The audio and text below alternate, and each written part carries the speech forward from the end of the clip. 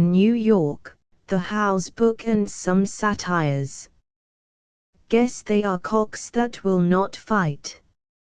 Sincerely yours, Ambrose Bierce. I was 6 to 5 yesterday. End of letter. Washington, D.C., the 11th of July, 1907. Dear George, I've just finished reading proofs of my stuff about you and your poem. Chamberlain, as I apprised you, has it slated for September. But for that month also he has slated a longish spook story of mine, besides my regular stuff. Not seeing how he can run it all in one issue, I have asked him to run your poem, with my remarks, and hold the spook on till some other time. I hope he'll do so, but if he doesn't, don't think it my fault. An editor never does as one wants him to. I inserted in my article another quotation or two, and restored some lines that I had cut out of the quotations to save space. It's grilling hot here, I envy you your caramel. Sincerely yours, Ambrose Bierce. End of letter. The Army and Navy Club, Washington, D.C. Dear George, I guess several of your good letters are unanswered, as are many others of other correspondents. I've been gadding a good deal lately, to New York principally. When I want a royal good time I go to New York, and I get it. As to Miller being about the same age as I, why, no. The rascal is long past 70, although 9 or 10 years ago he wrote from Alaska that he was in the middle 50s. I've known him for nearly 30 years and he can't fool me with his youthful airs and tales. May he live long and repent. Thank you for taking the trouble to send Conan Doyle's opinion of me. No, it doesn't turn my head. I can show you dozens of appreciations from greater and more famous men. I return it to you corrected, as he really wrote it. Here it is. Praise from Sir Hugo is praise indeed. In Through the Magic Door, an exceedingly able article on short stories that have interested him, Conan Doyle pays the following well-deserved tribute to Ambrose Bierce, whose wonderful short stories have so often been praised in these columns. Talking of weird American stories, have you ever read any of the works of Ambrose Bierce? I have one of his books before me, In the Midst of Life. This man has had a flavor quite his own, and was a great artist. It is not cheerful reading, but it leaves its mark upon you, and that is the proof of good work. Thank you also for the Jacob's story, which I will read. As a humorist he is no great thing. I've not read your Bohemian play to a finish yet, asterisk asterisk asterisk. By the way, I've always wondered why they did not put on Camus. Properly done it would be great woodland stuff. Read it with a view to that and see if I'm not right. And then persuade them to stage it next year. I'm being awfully pressed to return to California. No San Francisco for me, but Carmel sounds good. For about how much could I get ground and build a bungalow, for one? That's a pretty indefinite question, but then the will to go is a little hazy at present. It consists, as yet, only of the element of desire. Asterisk asterisk asterisk. The Cosmopolitan with your poem has not come to hand but is nearly due. I'm a little impatient, eager to see the particular kind of outrage Chamberlain's artist has wrought upon it. He, asked for your address the other day, so he will doubtless send you a check. Asterisk asterisk asterisk. Now please go to work at Lilith. It's bound to be great stuff, for you'll have to imagine it all. I'm sorry that anybody ever invented Lilith, it makes her too much of an historical character. Asterisk asterisk asterisk. The other half of the Devil's Dictionary is in the fluid state, not even liquid. And so, doubtless, it will remain. Sincerely yours, Ambrose Bierce. 9. Has, and, is, crossed out by a B. End of letter. The Army and Navy Club, Washington, D.C., the 7th of September, 1907. My dear George, I'm awfully glad that you don't mind Chamberlain's yellow nonsense in coupling Ella's name with yours. But when you read her natural opinion of your work you'll acquit her of complicity in the indignity. I'm sending a few things from Hearst's newspapers, written by the slangers, dialectors and platitudinarians of the staff, and by some of the swine among the readers. Note the deliberate and repeated lying of Brisbane in quoting me as saying The Wine is the greatest poem ever written in America. Note his dishonesty in confessing that he has commendatory letters, yet not publishing a single one of them. But the end is not yet, my inning is to come, in the magazine. Chamberlain, who professes an enthusiastic admiration of the poem, promises me a free hand in replying to these ignorant asses. If he does not give it to me I quit. I've writ a paragraph or two for the November number, too late now for the October, by way of warning them what they'll get when December comes. So you see you must patiently endure the befooling till then. Asterisk asterisk asterisk. Did you notice in the last line of The Wine that I restored the word smile from your earlier draft of the verses? In one of your later, I don't remember if in the last, you had it sigh. That was wrong. Smile seems to me infinitely better as a definition of the poet's attitude toward his dreams. So, considering that I had a choice, I chose it. Hope you approve. I am serious in wishing a place in Carmel as a port of refuge from the storms of age. I don't know that I shall ever live there, but should like to feel that I can if I want to. Next summer I hope to go out there and spy out the land, and if I then have the price, without sacrificing any of my favorite stocks, I shall buy.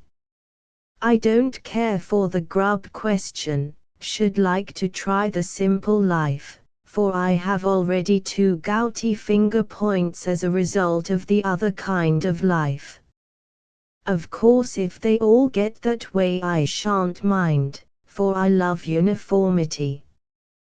Probably if I attempted to live in Carmel I should have asthma again, from which I have long been free. Sincerely yours, Ambrose Bierce. End of letter. Army and Navy Club, Washington, D.C., the 9th of October, 1907.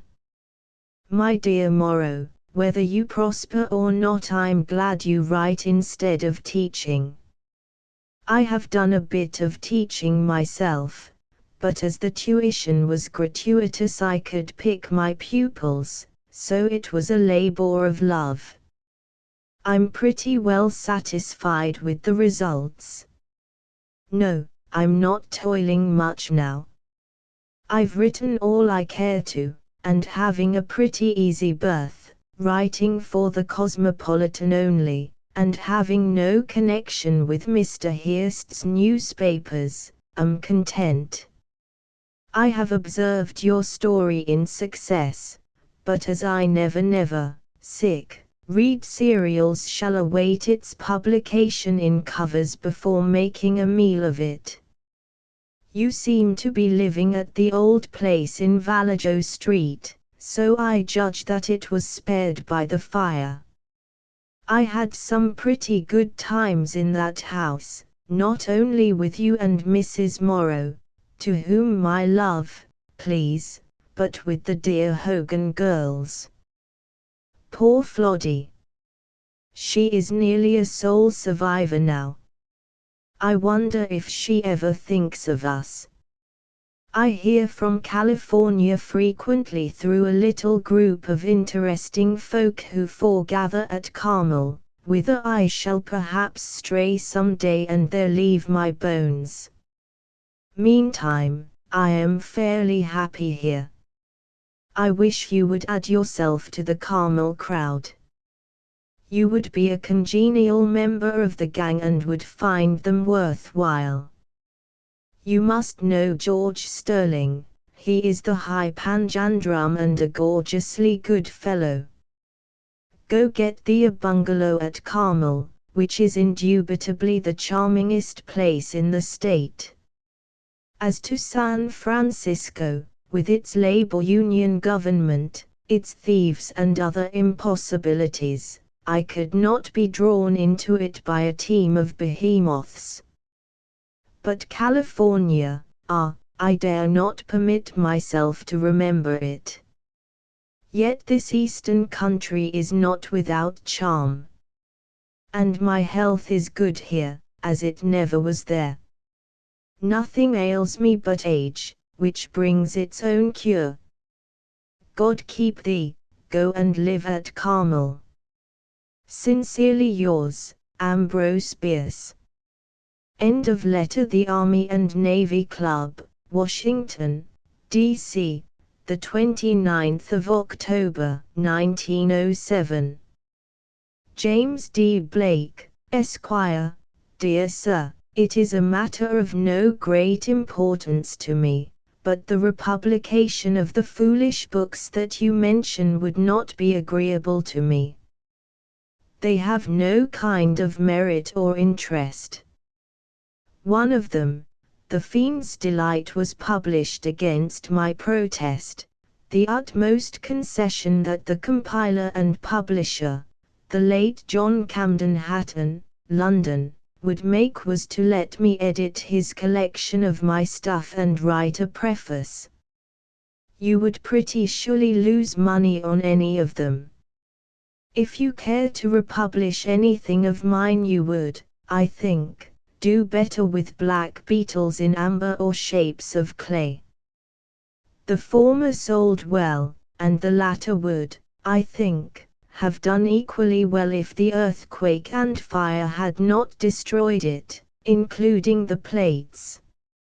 Nearly all of both books were sold in San Francisco, and the sold, as well as the unsold, copies, I mean the unsold copies of the latter, perished in the fire. There is much inquiry for them, mainly from those who lost them, and I am told that they bring fancy prices. You probably know about that better than I. I should be glad to entertain proposals from you for their republication in San Francisco, and should not be exacting as to royalties, and so forth. But the other books are youthful indiscretions and are better dead. Sincerely yours, Ambrose Bierce. End of letter. The Army and Navy Club, Washington, D.C., December 28, 1907. Dear George, *****, please send me a copy of the new edition of the testimony. I borrowed one of the first edition to give away, and want to replace it. Did you add the wine to it? I'd not leave off the indefinite article from the title of that. It seems to dignify the tipple by hinting that it was no ordinary taupe. It may have been which fermented. I don't dislike the line, so terribly that brilliance shall enhance, it seems merely less admirable than the others. Why didn't I tell you so? I could not tell you all I thought of the poem. For another example, how I loved the lines, where dawn upon a pansy's breast hath laid a single tear, and whence the wind hath flown and left a silence. ******, I'm returning you, under another cover, as the ceremonial slangers say, some letters that have come to me and that I have answered. I have a lot more, most of them abusive, I guess, that I'll dig out later. But the most pleasing ones I can't send, for I sent them to Brisbane on his promise to publish them, which the liar did not, nor has he had the decency to return them.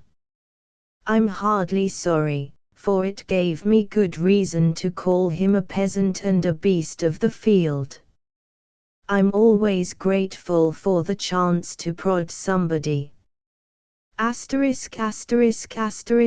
detest the limited edition and autograph copies plan of publication, but for the sake of Howes, who has done a tremendous lot of good work on my book, have assented to Blake's proposal in all things and hope to be able to laugh at this brilliant example of the irony of fate. I've refused to profit in any way by the book. I want Howes to break even for his labor. By the way, Pollard and I had a good time in Galveston, and on the way I took in some of my old battlefields. At Galveston they nearly killed me with hospitality, so nearly that Pollard fled. I returned via Key West and Florida. You'll probably see Howes next summer. I've persuaded him to go west and renounce the bookworm habit for some other folly. Be good to him, he is a capital fellow in his odd, amusing way. I didn't know there was an American edition of The Fiend's Delight. Who published it and when? Congratulations on acceptance of Tasso and Leonora. But I wouldn't do much in blank verse if I were you.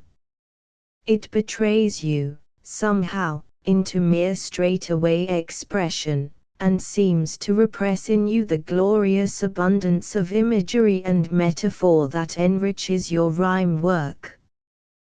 This is not a criticism, particularly, of Tasso, which is good enough for anybody, but, well, it's just so.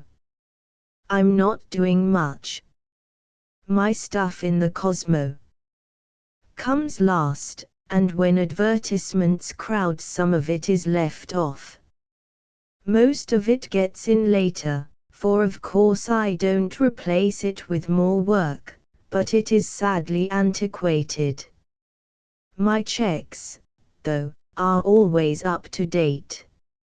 Sincerely, 10, yours, Ambrose Bierce. 10. I can almost say cynically. End of letter. The Army and Navy Club, Washington, D.C., the 19th of January, 1908. My dear George, I have just come upon a letter of yours that I got at Galveston and, I fear, did not acknowledge. But I've written you since, so I fancy all is well. You mention that sonnet that Chamberlain asked for. You should not have let him have it. It was, as you say, the kind of stuff that magazines like. Nay, it was even better. But I wish you'd sent it elsewhere.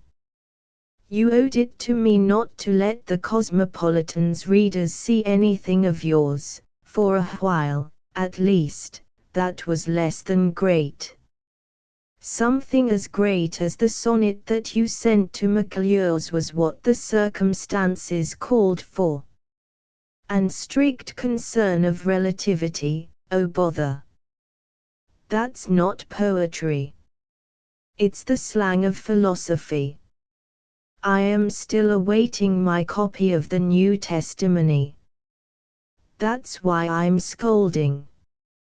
Sincerely yours, Ambrose Bierce. End of letter. The Army and Navy Club, Washington, D.C., the 18th of April, 1908. My dear Laura, I'm an age acknowledging your letter, but then you'd have been an age writing it if you had not done it for Sleuths.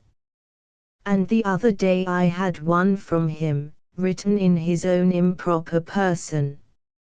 I think it abominable that he and Carl have to work so hard, at their age, and I quite agree with George Sterling that Carl ought to go to Carmel and grow potatoes. I'd like to do that myself, but for the fact that so many objectionable persons frequent the place, asterisk asterisk asterisk, asterisk asterisk asterisk and the like. I'm hoping, however, that the ocean will swallow asterisk asterisk asterisk and be unable to throw him up. I trust you'll let Sleuths retire at 70, which is really quite well along in life toward the years of discretion and the age of consent. But when he is retired I know that he will bury himself in the redwoods and never look upon the face of man again. That, too, I should rather like to do myself, for a few months. I've laid out a lot of work for myself this season, and doubt if I shall get to California, as I had hoped. So I shall never see you. But you might send me a photograph. God be with you. Ambrose Bierce. End of letter. Washington, D.C., the 11th of July, 1908. N.B. If you follow the pages you'll be able to make some sense of this screed. My dear George, I am sorry to learn that you have not been able to break your commercial chains, since you wish to, though I don't at all know that they are bad for you. I've railed at mine all my life, but don't remember that I ever made any good use of leisure when I had it, unless the mere having a good time is such. I remember once writing that one's career, or usefulness, was about ended when one thought less about how best to do his work than about the hardship of having to do it. I might have said the hardship of having so little leisure to do it. As I grow older I see more and more clearly the advantages of disadvantage, the splendid urge of adverse conditions, the uplifting effect of repression. And I'm ashamed to note how little I profited by them. I wasn't the right kind, that is all, but I indulge the hope that you are. No, I don't think it of any use, you're trying to keep **** and me friends. But don't let that interfere with your regard for him if you have it. We are not required to share one another's feelings in such matters. I should not expect you to like my friends nor hate my enemies if they seemed to you different from what they seem to me, nor would I necessarily follow your lead. For example, I loathe your friend **** and expect his safe return because the ocean will refuse to swallow him. ******** I congratulate you on the Gilda acceptance of your sonnet, and on publication of the Tasso to Leonora. I don't think it your best work by much, don't think any of your blank verse as good as most of your rhyme, but it's not a thing to need apology. Certainly, I shall be pleased to see Hopper. Give me his address, and when I go to New York, this month or the next, I'll look him up. I think well of Hopper and trust that he will not turn out to be an ist of some kind, as most writers and artists do. That is because they are good feelers and poor thinkers. It is the emotional element in them, not the logical, that makes them writers and artists. They have, as a rule, sensibility and no sense. Except the big fellows. ******** Neil has in hand already 3 volumes of the collected works and will have 2 more in about a month, and all, I hope, this year. I'm revising all the stuff and cutting it about a good deal, taking from one book stuff for another, and so forth. If Neil gets enough subscriptions he will put out all the 10 volumes next year, if not I shall probably not be here to see the final one issued. ********* Glad you think better of my part in the Hunter Hill Quit Symposium. I think I did very well considering, first, that I didn't care a damn about the matter, second, that I knew nothing of the men I was to meet, nor what we were to talk about, whereas they came cocked and primed for the fray, and, third, that the whole scheme was to make a socialist holiday at my expense.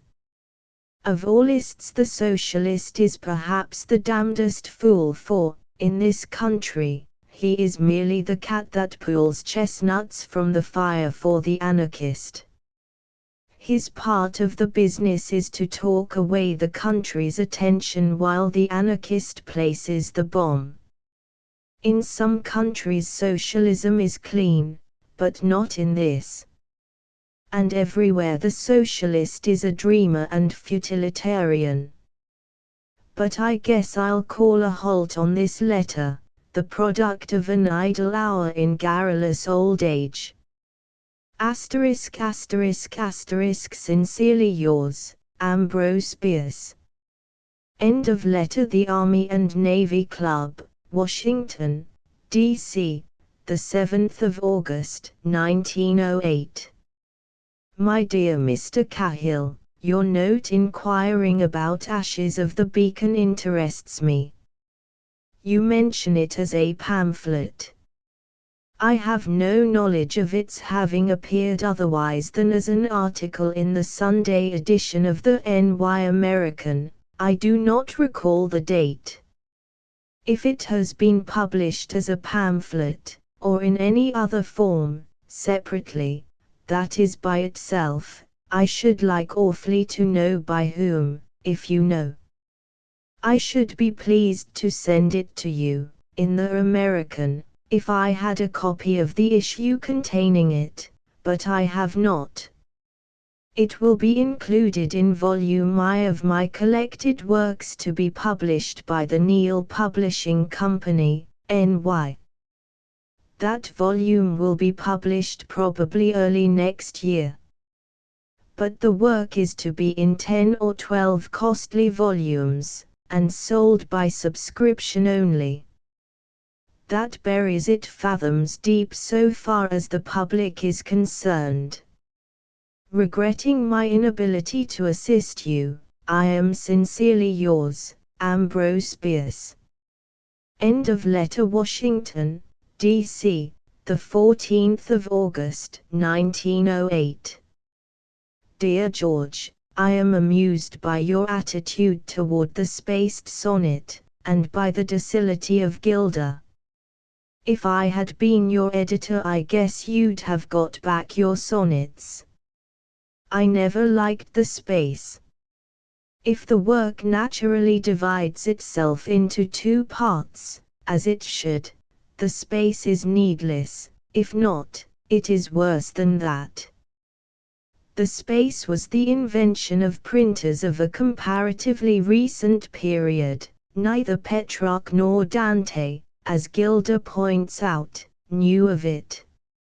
Every magazine has its own system of printing, and Gilda's good-natured compliance with your wish, or rather demand, shows him to be a better fellow, though not a better poet, than I have thought him to be.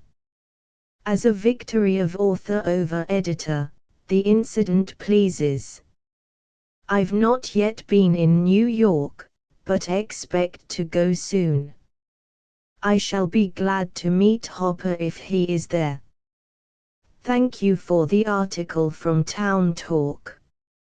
It suggests this question, how many times, and covering a period of how many years, must one's unexplainable obscurity be pointed out to constitute fame?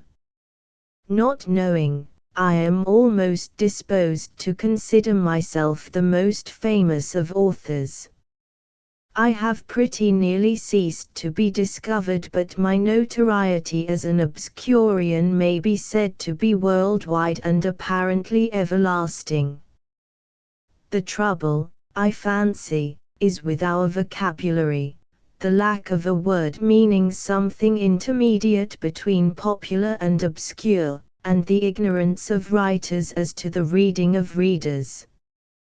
I seldom meet a person of education who is not acquainted with some of my work. My clipping bureau's bills were so heavy that I had to discontinue my patronage, and Blake tells me that he sells my books at $100 a set.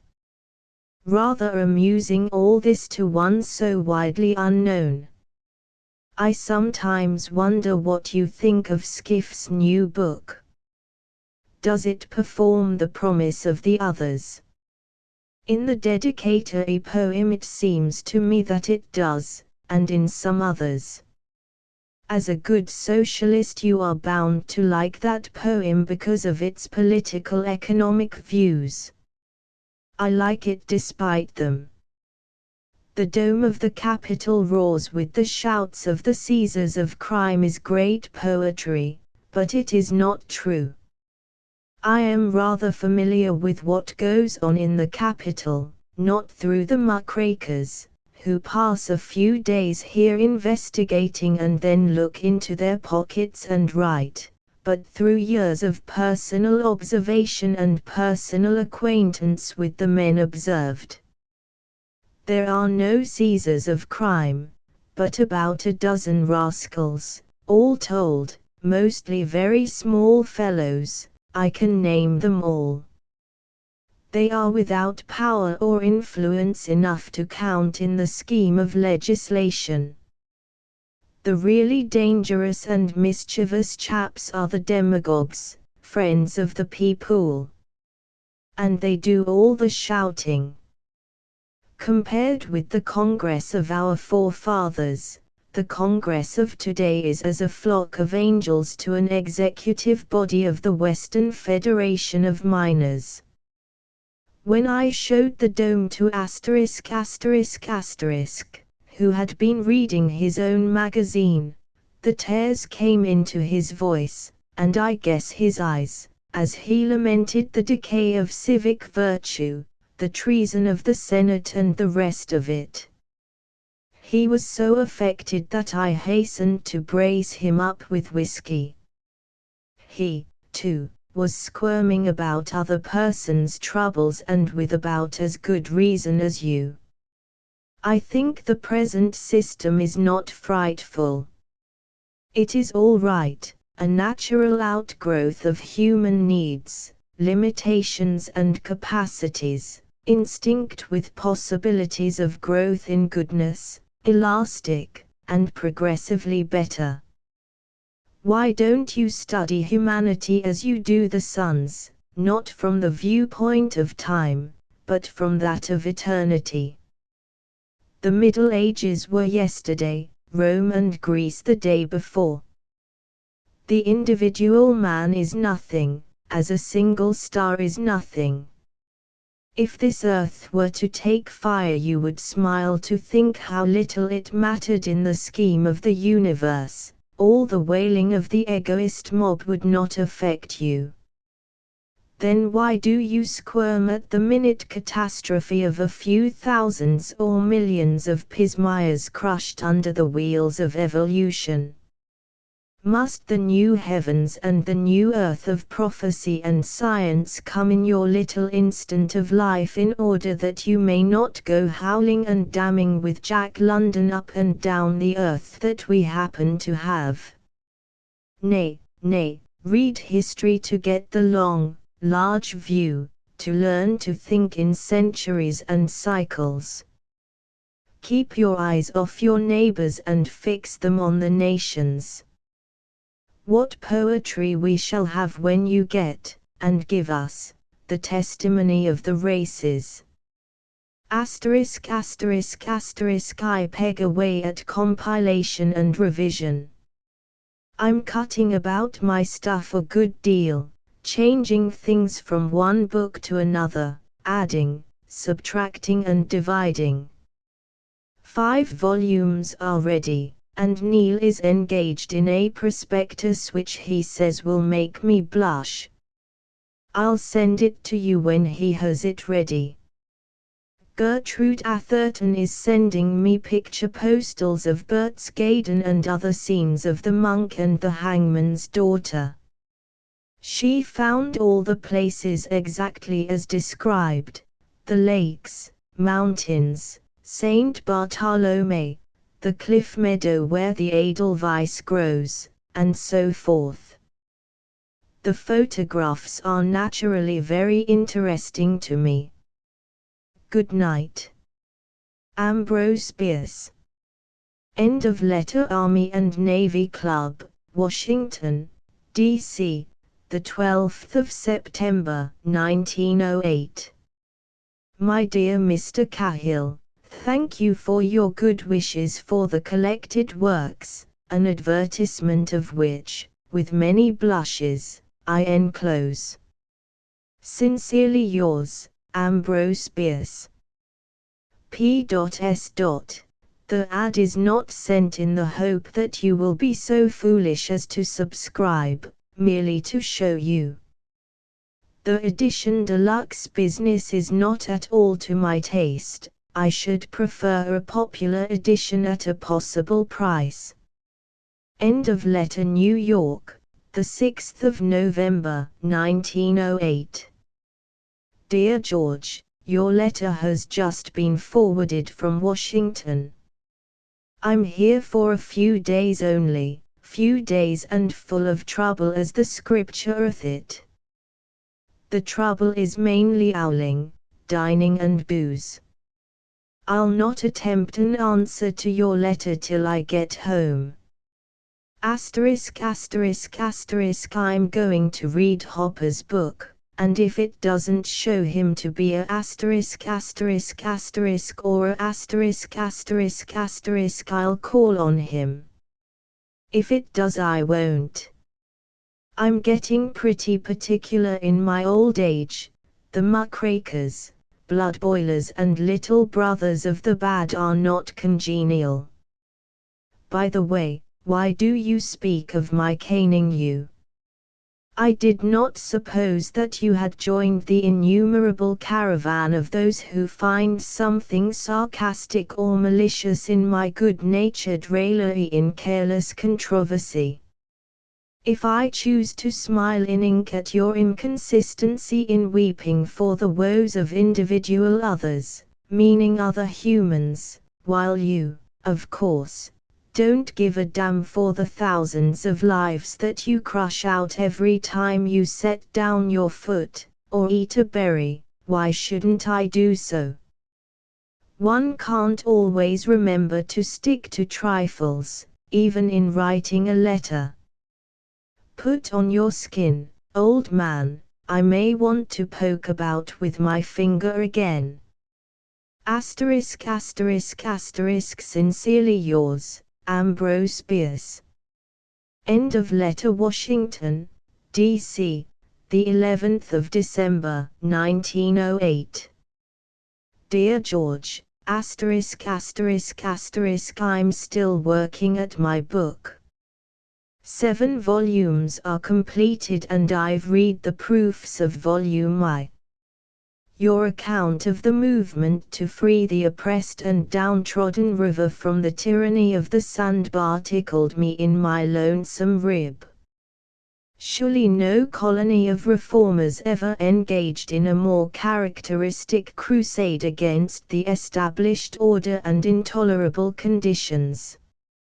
I can almost hear you patting yourselves on your aching backs as you contemplated your encouraging success in beating nature and promoting the cause.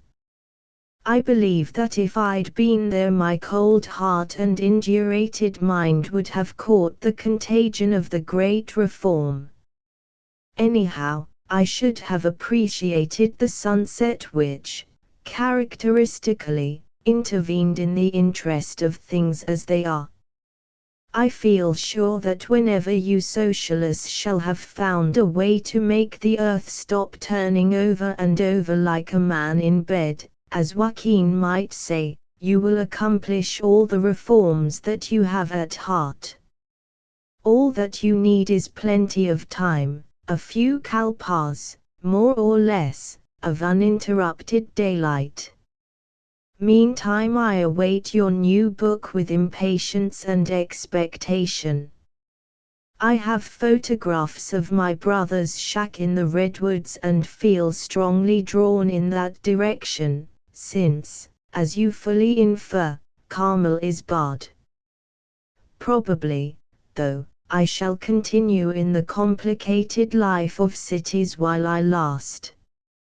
Sincerely yours, Ambrose Bierce. End of letter. Washington, D.C., the 9th of January, 1909. Dear George, I've been reading your book, rereading most of it, every little while. I don't know that it is better than your first, but to say that it is as good is praise enough. You know what I like most in it, but there are some things that you don't know I like.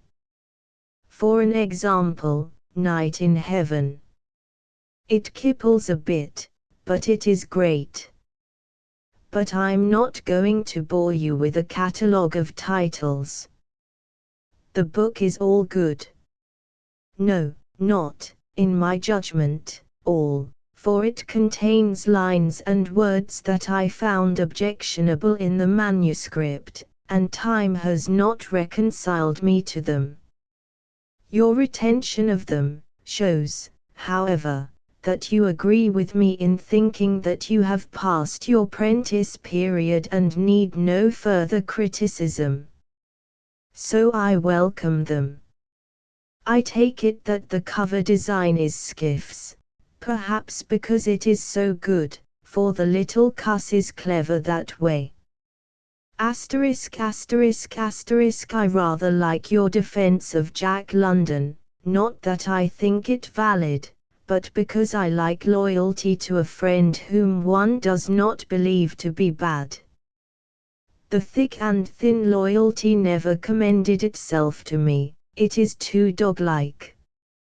I fail, however, to catch the note of penitence in London's narratives of his underlife. And my charge of literary stealing was not based on his Primeval Man book, Before Adam. As to asterisk asterisk asterisk, as he is not more than a long-range or short acquaintance friend of yours, I'll say that I would not believe him under oath on his deathbed.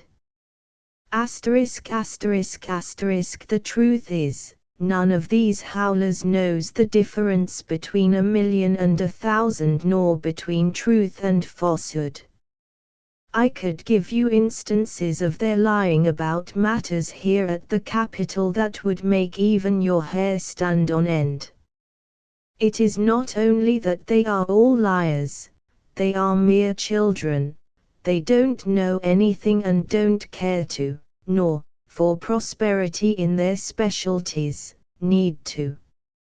Veracity would be a disqualification. If they confined themselves to facts they would not get a hearing. Asterisk asterisk asterisk is the nastiest futilitarian of the gang. It is not the purpose of these gentlemen that I find so very objectionable, but the foul means that they employ to accomplish it. I would be a good deal of a socialist myself if they had not made the word, and the thing, stink. Don't imagine that I'll not enter Carmel if I come out there. I'll visit you till you're sick of me. But I'd not live there and be identified with it, as the newspapers would say. I'm warned by Hawthorne and Brook Farm. I'm still working, a little more leisurely, on my books. But I begin to feel the call of New York on the tympani of my blood globules. I must go there occasionally, or I should die of intellectual torpor. Asterisk asterisk asterisk oh Lord, how long? This letter. Oh well, you need not give it the slightest attention, there's nothing, I think, that requires a reply, nor merits one. Sincerely yours, Ambrose Bierce. End of letter. Washington, D.C., the 6th of March, 1909. Dear George, asterisk asterisk asterisk did you see Markham's review of the wine in the N.Y. American? Pretty fair, but, if a metrical composition full of poetry is not a poem, what is it? And I wonder what he calls Kubla Khan, which has a beginning but neither middle nor end. And how about the Fairy Queen for absence of unity? Guess I'll ask him. Isn't it funny what happens to critics who would mark out meters and bounds for the muse, denying the name poem for example, to a work because it is not like some other work, or like one that is in the minds of them. I hope you are prosperous and happy and that I shall sometimes hear from you. Howes writes me that the lone hand, Sydney, has been commending you. Sincerely yours, Ambrose Bierce. End of letter. Washington, D.C., the 9th of October, 1909. Dear George, I return the poems with a few random comments and suggestions. I'm a little alarmed lest you take too seriously my preference of your rhyme to your blank, especially when I recall your music and the spirit of beauty. Perhaps I should have said only that you are not so likely to write well in blank. I think always of Tasso to Leonora, which I cannot learn to like. Doubtless I have too great fondness for great lines, your great lines, and they occur less frequently in your blank verse than in your rhyme, most frequently in your quatrains, those of sonnets included. Don't swear off blank, except as you do drink, but study it more. It's an hellish thing. It looks as if I might go to California sooner than I had intended. My health has been wretched all summer. I need a sea voyage, one via Panama would be just the thing. So if the cool weather of autumn do not restore me, I shall not await spring here. But I'm already somewhat better. If I had been at sea I should have escaped the Cook Perry controversy. We talk nothing but Arctic matters here, I enclose my contribution to its horrors. I'm getting many a good lambasting for my book of essays. Also a sop of honey now and then. It's all the same to me, I don't worry about what my contemporaries think of me. I made them think of you, that's glory enough for one. And the squirrels in the public parks think me the finest fellow in the world. They know what I have in every pocket. Critics don't know that, nor nearly so much. Advice to a young author: cultivate the good opinion of squirrels. Sincerely yours, Ambrose Bierce. End of letter. Washington, D.C., the 1st of November, 1909. Dear George, European criticism of your Beatnoy, Old Leopold, is entitled to attention. American, of him or any other king, is not. It looks as if the wretch may be guilty of indifference. In condemning as revolutionary the two-rhyme sestet, I think I could not have been altogether solemn, for, 1, I'm something of a revolutionist myself regarding the sonnet, having frequently expressed the view that its accepted forms, even the number of lines, were purely arbitrary. 2, I find I've written several two-rhyme sestets myself, and, 3, like yours, my ear has difficulty in catching the rhyme effect in ABC, ABC. The rhyme is delayed till the end of the 4th line, as it is in the quatrain, not of the sonnet, with unrhyming 1st and 3rd lines, a form of which I think all my multitude of verse supplies no example. I confess, though, that I did not know that Petrarch had made so frequent use of the two-rhyme sestet. I learn a little all the time. Some of my old notions of poetry seem to me now erroneous, even absurd. So I may have been at one time a stickler for the regular three-rhymer. Even now it pleases my ear well enough if the three are not so arranged as to elude it. I'm sorry if I misled you. You'd better fess up to your young friend, as I do to you, if I really was serious. Asterisk asterisk asterisk. Of course I should be glad to see Dick, but don't expect to. They never come, and it has long been my habit to ignore every declaration of intention. I'm greatly pleased to know that you too like those lines of Markham that you quote from The Wharf of Dreams. I've repeatedly told him that that sonnet was his greatest work, and those were its greatest lines. By the way, my young poet, Loveman, sends me a letter from Markham, asking for a poem or two for a book, the younger quire that he, is editing. Love man will be delighted by your good opinion of Piero, which still another magazine has returned to me. Guess I'll have to give it up. I'm sending you a booklet on loose low-cut irons.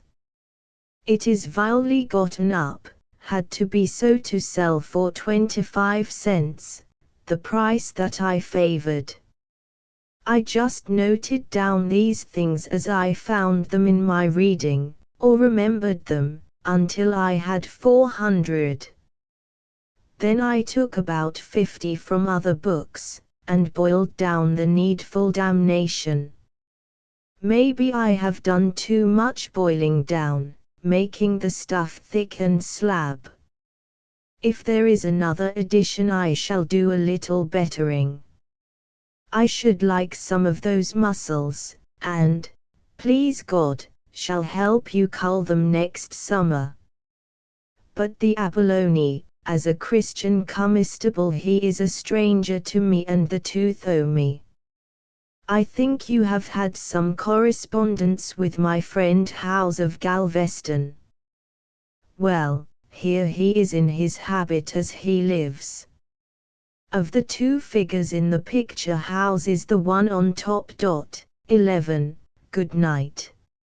A B, 11, Howes was riding on a burro. End of letter. Washington, D.C., the 29th of January, 1910. Dear George, here are your fine verses. I have been too busy to write to you before. In truth, I've worked harder now for more than a year than I ever shall again, and the work will bring me nor gain nor glory. Well, I shall take a rest pretty soon, partly in California. I thank you for the picture card. I have succumbed to the postcard fashion myself. As to some points in your letter, I've no recollection of advising young authors to leave all heart and sentiment out of their work. If I did, the context would probably show that it was because their time might better be given to perfect themselves in form, against the day when their hearts would be less wild and their sentiments truer. You know it has always been my belief that one cannot be trusted to feel until one has learned to think, and few youngsters have learned to do that. Was it not Dr. Holmes who advised a young writer to cut out every passage that he thought particularly good? He'd be sure to think the beautiful and sentimental passages the best, would he not? If you mean to write really vituperative sonnets, why sonnets, let me tell you one secret of success: name your victim and his offense. To do otherwise is to fire blank cartridges, to waste your words in air, to club a vacuum. At least your satire must be so personally applicable that there can be no mistake as to the victim's identity. Otherwise he is no victim, just a spectator like all others. And that brings us to Watson. His caddishness consisted, not in satirizing a woman, which is legitimate, but, first, in doing so without sufficient reason, and, second, in saying orally, on the safe side of the Atlantic, what he apparently did not dare say in the verses. I'm enclosing something that will tickle you, I hope, the Ballad of the Goodly Fear. The author's 12, father, who is something in the mint in Philadelphia, sent me several of his son's poems that were not good, but at last came this, in manuscript, like the others. Before I could do anything with it, meanwhile wearing out the paper and the patience of my friends by reading it at them, the old man asked it back rather peremptorily. I reluctantly sent it, with a letter of high praise. The author had placed it in London, where it has made a heap of talk. It has plenty of faults besides its monotonous rhyme scheme, but tell me what you think of it. God willing, we shall eat caramel mussels and abalones in May or June. Sincerely yours, Ambrose Bierce. 12, Ezra Pound. End of letter. Washington, D.C., the 7th of March, 1910. Dear George, my plan is to leave here before April 1st, pass a few days in New York and then sail for Colon. If I find the canal work on the isthmus interesting, I may skip a steamer from Panama to see it. I've no notion how long it will take to reach San Francisco, and know nothing of the steamers and their schedules on the Pacific side. I shall of course want to see Grizzly first, that is to say, he will naturally expect me to. But if you can pull him down to Carmel about the time of my arrival, I shall write you the date of my sailing from New York. I would gladly come there. Carlt, whom I can see at once on arriving, can tell me where he, Grizzly, is. I don't think you rightly value the goodly fear. Of course no ballad written today can be entirely good, for it must be an imitation. It is now an unnatural form, whereas it was once a natural one. We are no longer a primitive people, and a primitive people's forms and methods are not ours. Nevertheless, this seems to me an admirable ballad, as it is given a modern to write ballads. And I think you overlook the best line, "The hounds of the crimson sky gave tongue." The poem is complete as I sent it, and I think it stops right where and as it should. I ha seen him eat o' the honeycomb sin they nailed him to the tree. The current Literary Digest has some queer things about, and by Pound, and Current Literature reprints The Fear with all the wrinkles ironed out of it, making a Capon priest of it. For the Lord's sake, don't apologize for not subscribing for my works. If you did subscribe, I should suspect that you were no friend o' mine. It would remove you from that gang and put you in a class by yourself. Surely you cannot think I care who buys or does not buy my books. The man who expects anything more than lip service from his friends is a very young man. There are, for example, a half-dozen Californians, all loud admirers of Ambrose Bierce, editing magazines and newspapers here in the East. Every man jack of them has turned me down. They will do everything for me but enable me to live. Friends be damned, strangers are the chaps for me. I've given away my beautiful sailing canoe and shall never again live a life on the ocean wave, unless you have boats at Carmel. Sincerely yours, Ambrose Bierce.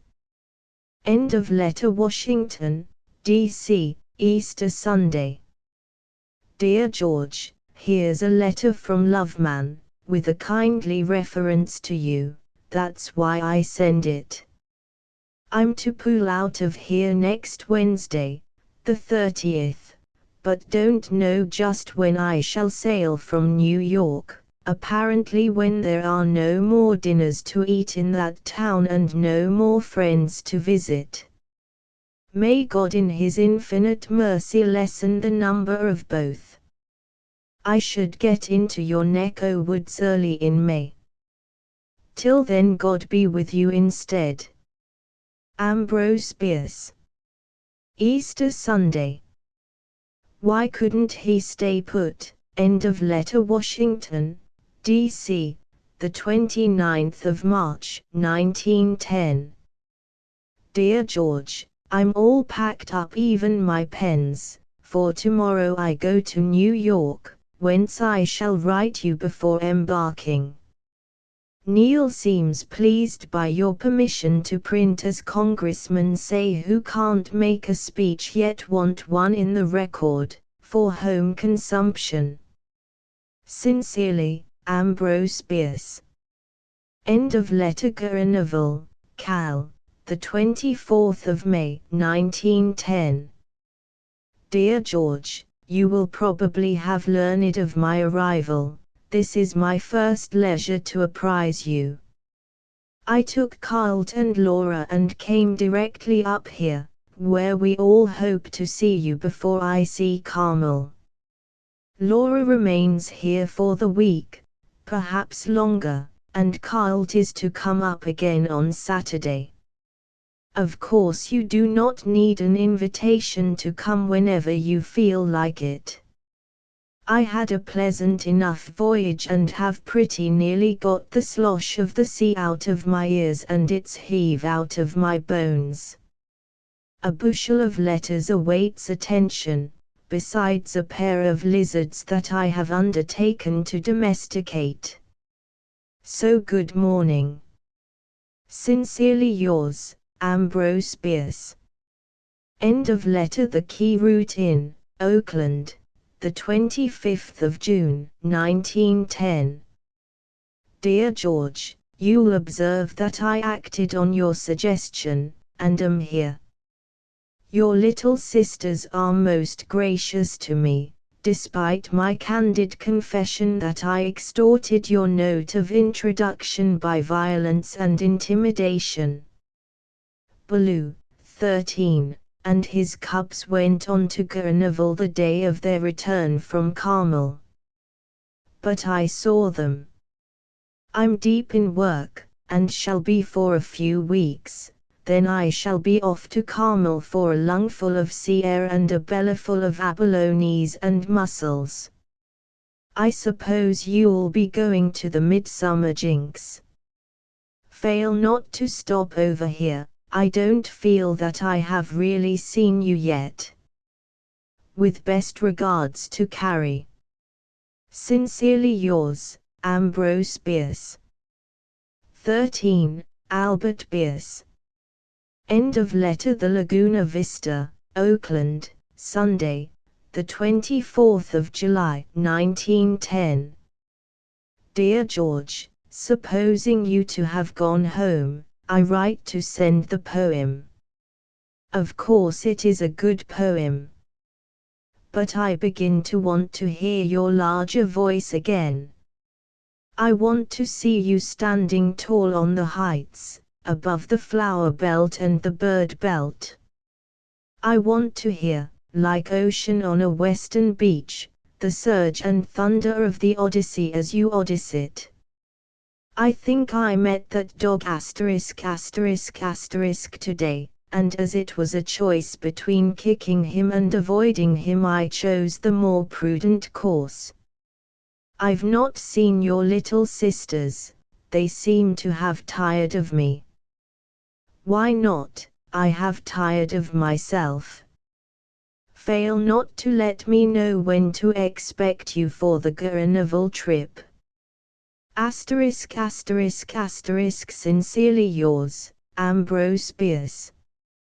End of letter. The Laguna Vista, the 20th of October, 1910. I go back to the inn on Saturday. Dear George, it is long since I read the book of Job, but if I thought it better than your addition to it I should not sleep until I had read it again, and again. Such a superb who's who in the universe. Not a Homeric hero in the imminence of a personal encounter ever did so fine bragging. I hope you will let it into your next book, if only to show that the inspired scribes of the Old Testament are not immatchable by modern genius. You know, the Jews regard them, not as prophets, in our sense, but merely as poets, and the Jews ought to know something of their own literature. I fear I shall not be able to go to Carmel while you're a widow. I've tangled myself up with engagements again. Moreover, I'm just back from the St. Helena Cemetery, and for a few days shall be too blue for companionship. Shifted is better, I think, in poetry, than joggled. You say you don't like working. Then write a short story. That's work, but you'd like it, or so I think. Poetry is the highest of arts, but why be a specialist? Sincerely yours, Ambrose Bierce. End of letter. Army and Navy Club, Washington, D.C., the 11th of November, 1910. Dear Laura, it is nice to hear from you and learn that despite my rude and intolerant ways you manage to slip in a little affection for me, you and the rest of the folk.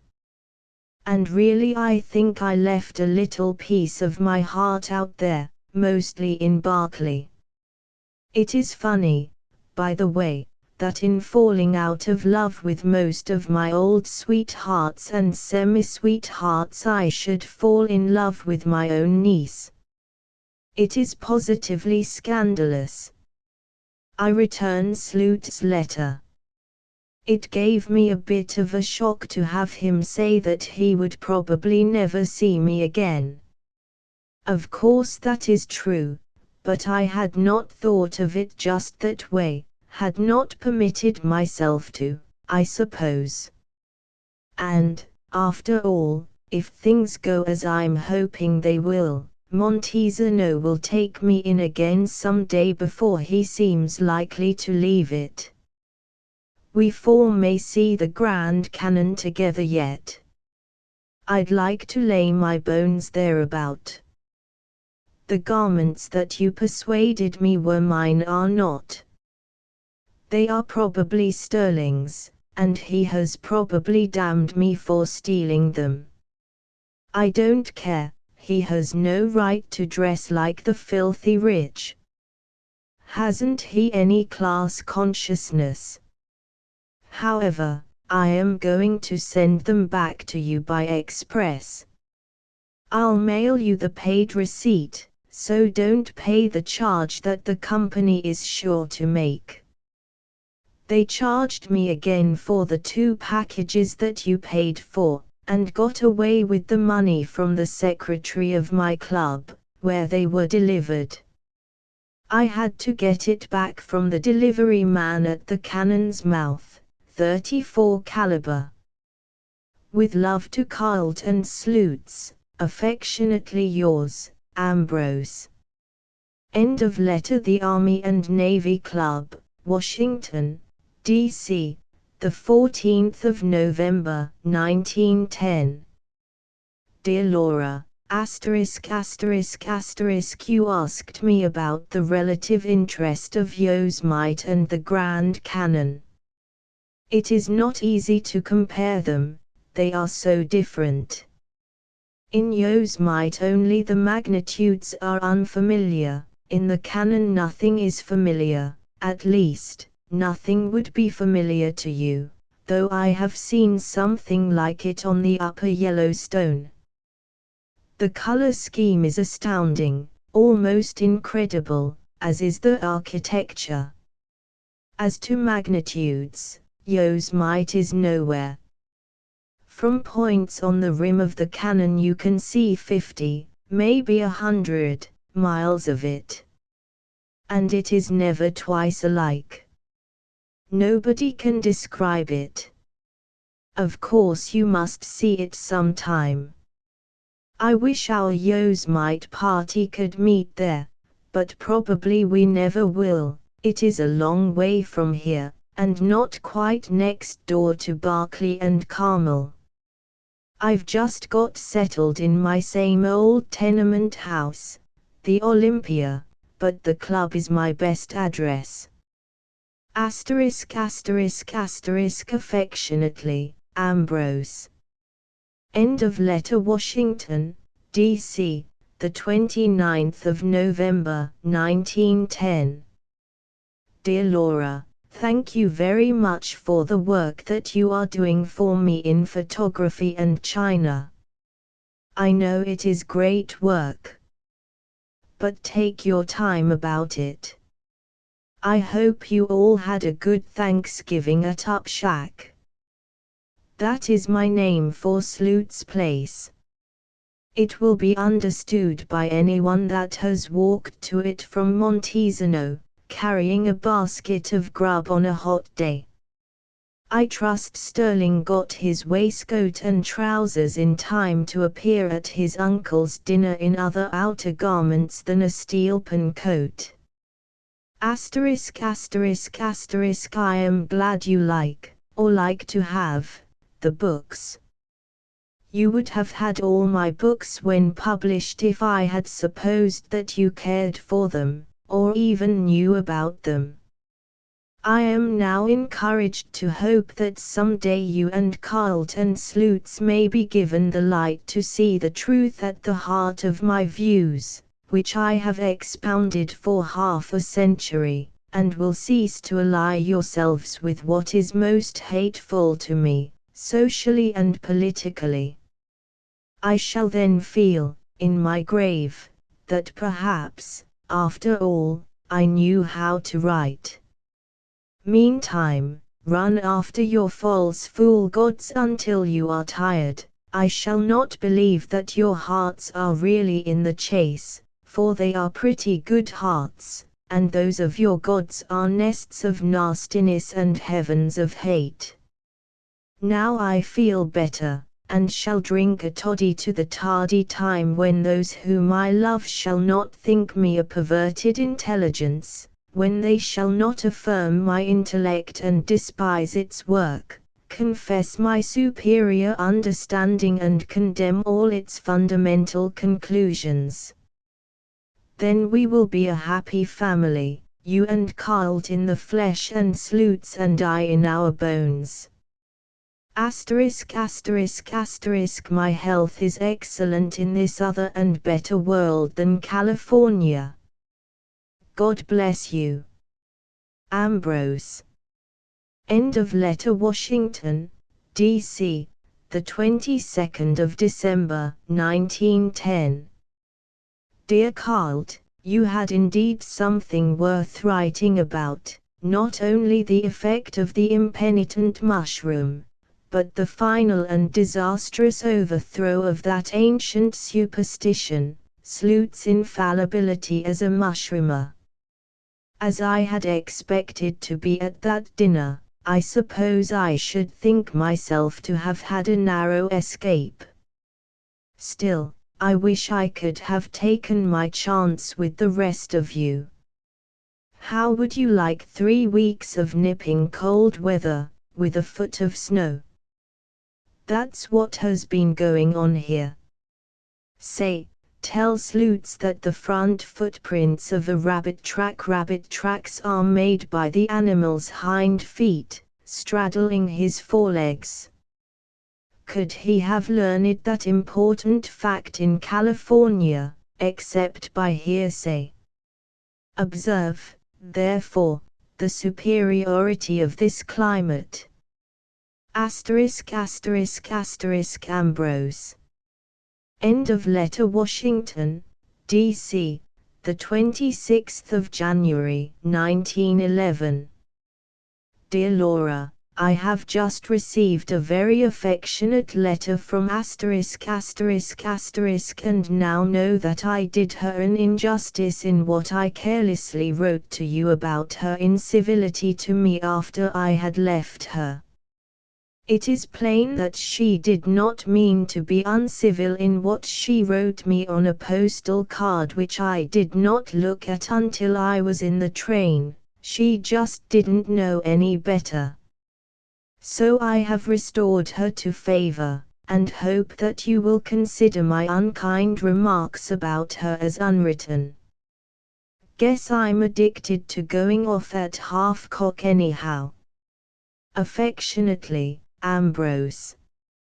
End of letter. Washington, D.C., the 3rd of February, 1911.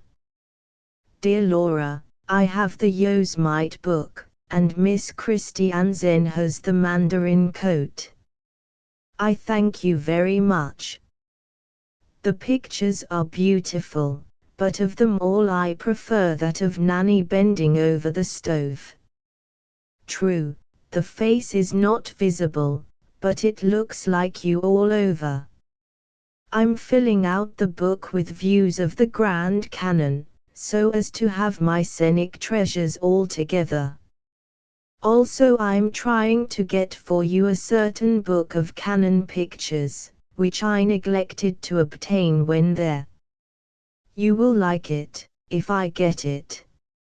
Sometime when you have nothing better to do, don't be in a hurry about it. Will you go out to Mountain View Cemetery with your camera and take a picture of the grave of Elizabeth, Lily, Walsh, the little deaf-mute that I told you of? I think the man in the office will locate it for you.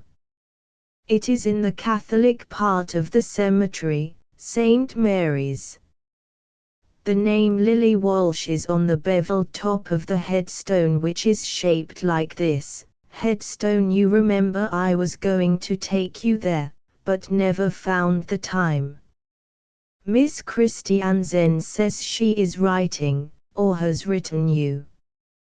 I think the coat very pretty. Affectionately, Ambrose. End of letter. Washington, D.C., the 15th of February, 1911. Dear George, as to the form of address. A man passing another was halted by the words, "You dirty dog." Turning to the speaker, he bowed coldly and said, "Smith is my name, sir. My name is Bierce, and I find, on reflection, that I like best those who call me just that. If my christened name were George I'd want to be called that, but Ambrose is fit only for mouths of women, in which it sounds fairly well. How are you, my master? I never read one of your poems without learning something, though not, alas, how to make one. Don't worry about Lilith, it will work out all right. As to the characters not seeming alive, I've always fancied the men and women of antiquity, particularly the kings, and great ones generally, should not be too flesh and bloody, like the persons whom one meets. A little coldness and strangeness is very becoming to them. I like them to stalk, like the ghosts that they are. Our modern passioning seems a bit anachronous in them. Maybe I'm wrong, but I'm sure you will understand and have some sympathy with the error. Hudson Maxim takes medicine without biting the spoon. He had a dose from me and swallowed it smiling. I too gave him some citations of great poetry that is outside the confines of his definition, poetry in which are no tropes at all. He seems to lack the feel of poetry. He even spoils some of the great lines by not including enough of the context. As to his improvements, fancy his preference for the fiercest spirit of the warrior host to the fiercest spirit that fought in heaven. Oh my! Yes, Conrad told me the tale of his rescue by you. He gave me the impression of hanging in the sky above billows unthinkably huge and rocks inconceivably hard. Asterisk asterisk asterisk. Of course I could not but be pleased by your inclusion of that sonnet on me in your book. And, by the way, I'm including in my 10th volume my Cosmopolitan article on the wine and my end of the controversy about it. All the volumes of the set are to be out by June, saith the publisher. He is certainly half killing me with proofs, mountains of proofs. Asterisk asterisk asterisk. Yes, you'll doubtless have a recruit in Kyled for your socialist menagerie, if he is not already a veteran exhibit. Your party is recruited from among soreheads only.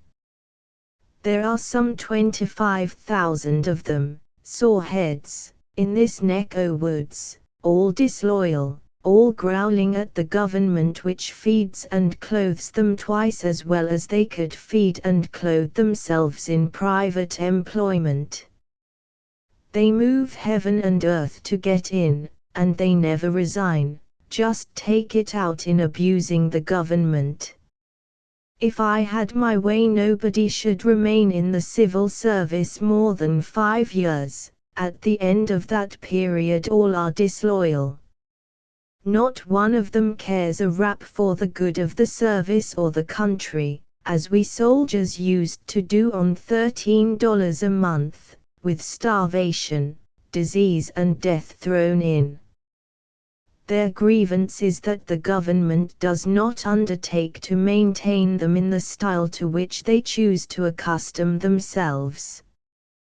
They fix their standard of living just a little higher than they can afford, and would do so no matter what salary they got, as all salary persons invariably do.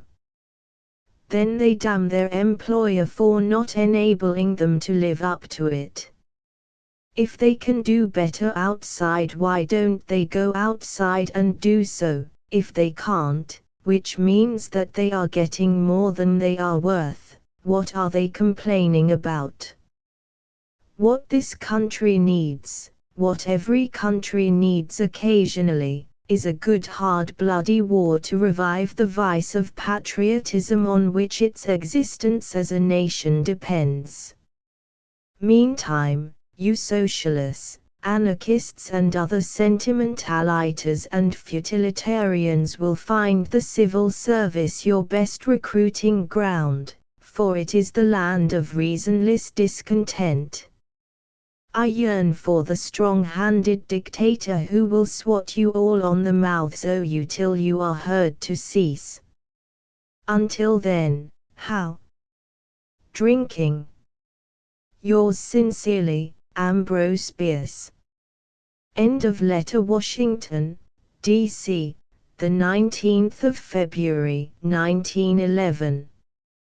Dear Laura, every evening coffee is made for me in my rooms, but I have not yet ventured to take it from your cup for fear of an accident to the cup. Some of the women in this house are stark, staring mad about that cup and saucer, and the plate. I am very sorry Kyled finds his position in the civil service so intolerable. If he can do better outside he should resign. If he can't, why, that means that the government is doing better for him than he can do for himself, and you are not justified in your little tirade about the oppression of the masses. The masses have been unprosperous from time immemorial, and always will be. A very simple way to escape that condition, and the only way, is to elevate oneself out of that incapable class. You write like an anarchist and say that if you were a man you'd be one. I should be sorry to believe that, for I should lose a very charming niece, and you a most worthy uncle. You say that Kyled and Grizzly are not socialists. Does that mean that they are anarchists? I draw the line at anarchists, and would put them all to death if I lawfully could. But I fancy your intemperate words are just the babbling of a thoughtless girl. In any case, you ought to know from my work in literature that I am not the person to whom to address them. I carry my convictions into my life and conduct, into my friendships, affections and all my relations with my fellow creatures. So I think it would be more considerate to leave out of your letters to me some things that you may have in mind. Write them to others. My own references to socialism, and the like, have been jocular. I did not think you perverted enough to hurt, though I consider your intellectual environment a mighty bad one. As to such matters in future, let us make a treaty of silence. Affectionately, Ambrose.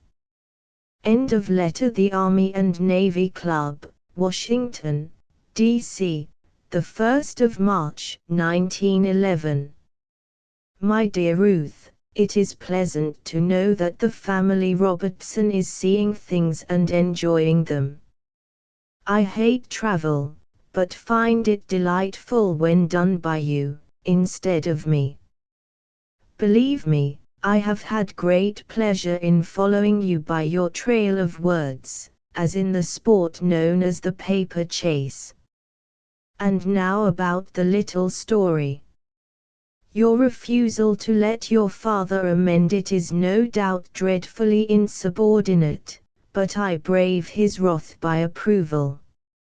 It is your work that I want to see, not anybody's else.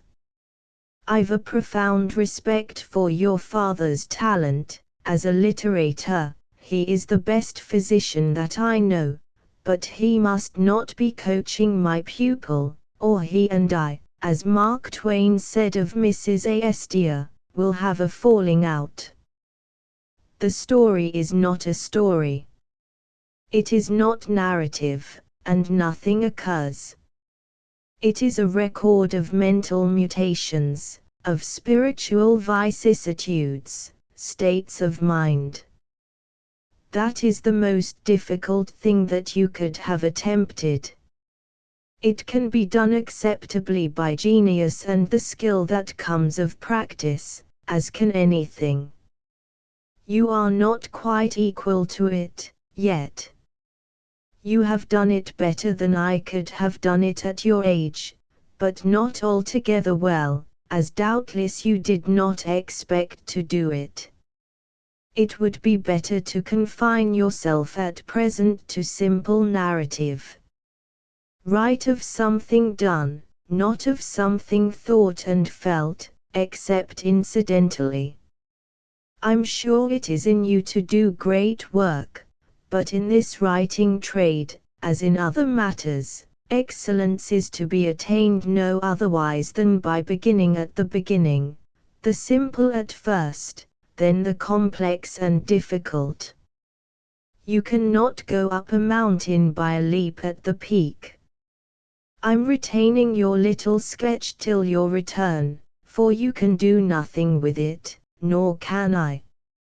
If it had been written, preferably typewritten, with wide lines and margins, I could do something to it. Maybe when I get the time I shall. At present I am swamped with proofs and 2 volumes behind the printers. If I knew that I should see you and talk it over, I should rewrite it and, original in hand, point out the reasons for each alteration. You would see them quickly enough when shown. Maybe you will all come this way. You are very deficient in spelling. I hope that is not incurable, though some persons, clever ones, too, never do learn to spell correctly. You will have to learn it from your reading, noting carefully all but the most familiar words. You have pet words, nearly all of us have. One of yours is flickering. Addiction to certain words is an upsetting sin most difficult to overcome. Try to overcome it by cutting them out where they seem most felicitous. By the way, your hero as you describe him, would not have been accessible to all those spiritual impressions, it is you to whom they come. And that confirms my judgment of your imagination. Imagination is 9 parts of the writing trade. With enough of that all things are possible, but it is the other things that require the hard work, the incessant study, the tireless seeking, the indomitable will. It is no pick-and-I-see this business of writing, believe me. Success comes by favor of the gods, yes, but oh the days and nights that you must pass before their altars, prostrate and imploring. They are exacting, the gods, years and years of service you must give in the temple. If you are prepared to do this, go on to your reward. If not, you cannot too quickly throw away the pen and, well, marry, for example. Drink deep or taste not the Pierian spring. My vote is that you persevere.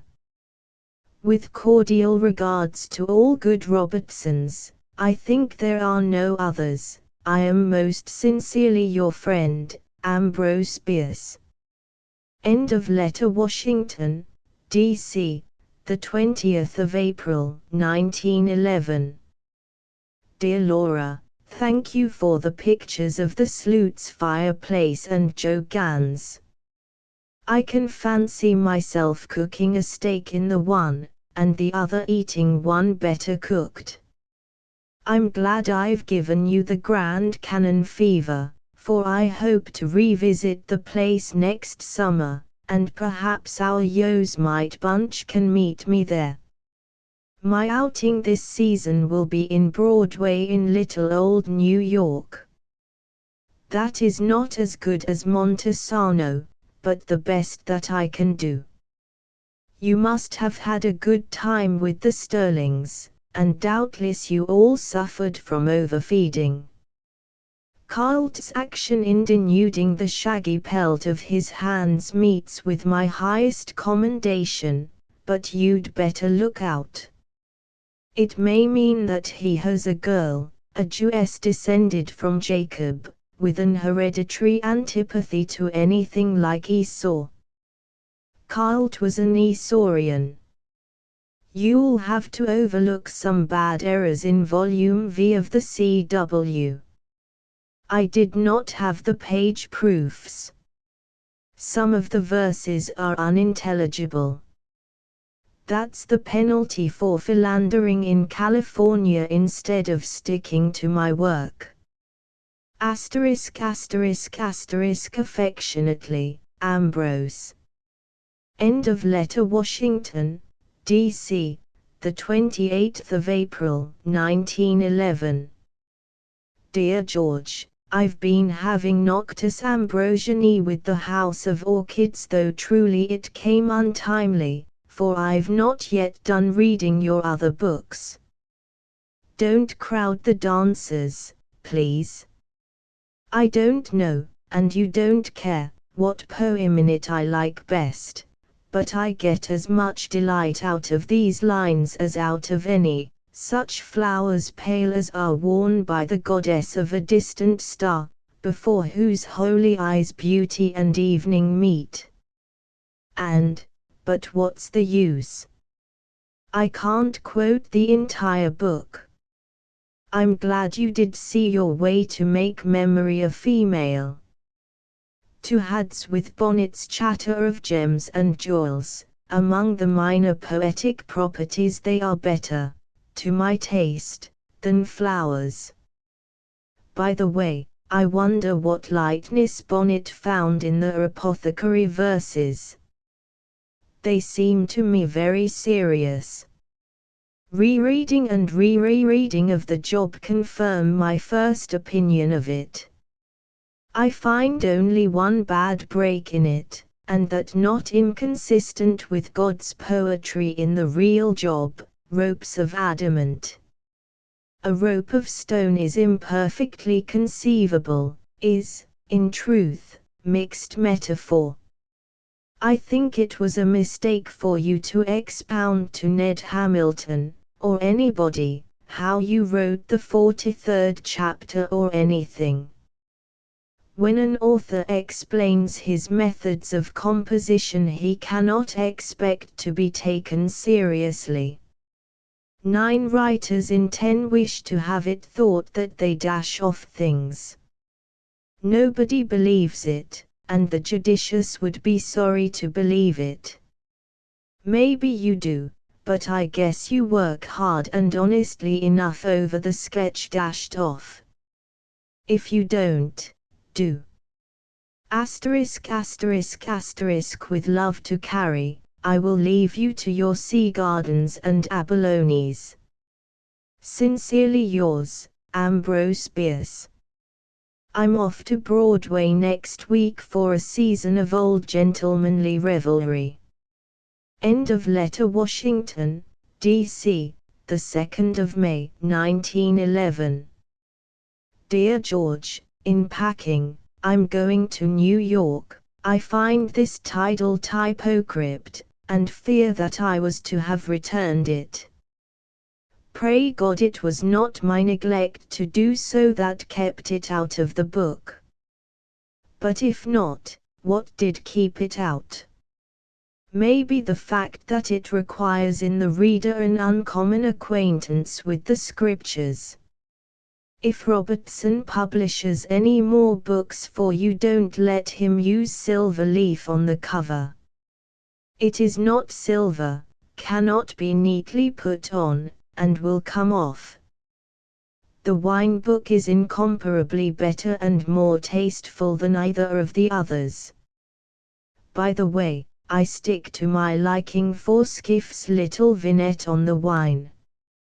In do and you, poet of the heavens, come perilously near to qualifying yourself for mention in a certain essay of mine on the blunders of writers and artists in matters lunar. You must have observed that immediately after the full o' the moon the light of that orb takes on a redness, and when it rises after dark is hardly a towering glory nor a frozen splendor. Its web is not silver. In truth, the gibbous moon, rising, has something of menace in its suggestion. Even 24, or rather 25, hours after the full, this change in the quality and quantity of its light is very marked. I don't know what causes the sudden alteration, but it has always impressed me. I feel a little like signing this criticism Gradgrind, but anyhow it may amuse you. Do you mind squandering 10 cents and a postage stamp on me? I want a copy of Town Talk, the one in which you are a varied type. I don't know much of some of your poets mentioned in that article, but could wish that you had said a word about Edith Thomas. Thank you for your too generous mention of me, who brought you so much vilification. Sincerely yours, Ambrose Bierce. End of letter. Washington, D.C., the 29th of May, 1911. My dear Ruth, you are a faithful correspondent. I have your postals from Athens and Syracuse, and now the letter from Rome. The Benares sketch was duly received, and I wrote you about it to the address that you gave, Cairo, I think. As you will doubtless receive my letter in due time, I will not now repeat it, further than to say that I liked it. If it had been accompanied by a few photographs, indispensable now to such articles, I should have tried to get it into some magazine. True, Benares, like all other Asiatic and European cities, is pretty familiar to even the general reader, but the sketch had something of the writer's personality in it, the main factor in all good writing, as in all forms of art. May I tell you what you already know, that you are deficient in spelling and punctuation? It is worthwhile to know these things, and all things that you can acquire. Some persons cannot acquire orthography, and I don't wonder, but every page of every good book is a lesson in punctuation. One's punctuation is a necessary part of one's style. You cannot attain to precision if you leave that matter to editors and printers. You ask if stories must have action. The name story is preferably used of narrative, not reflection nor mental analysis. The psychological novel is in great vogue just now. For example, The Adventures of the Mind, it might be called, but it requires a profounder knowledge of life and character than is possible to a young girl of whatever talent, and the psychological short story is even more difficult. Keep to narrative and simple description for a few years, until your wings have grown. These descriptions of foreign places that you write me are good practice. You are not likely to tell me much that I do not know, nor is that necessary.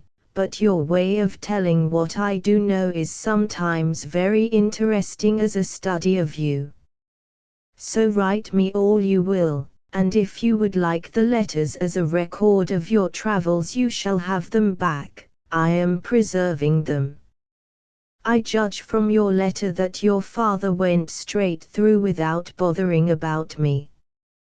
Maybe I should not have seen him anyhow, for I was away from Washington for nearly a month.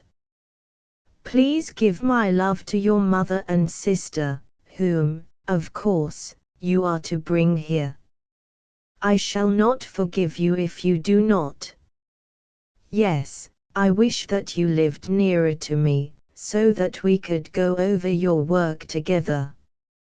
I could help you more in a few weeks that way than in years this way. God never does anything just right. Sincerely yours, Ambrose Bierce. End of letter. Washington, D.C., the 31st of July, 1911.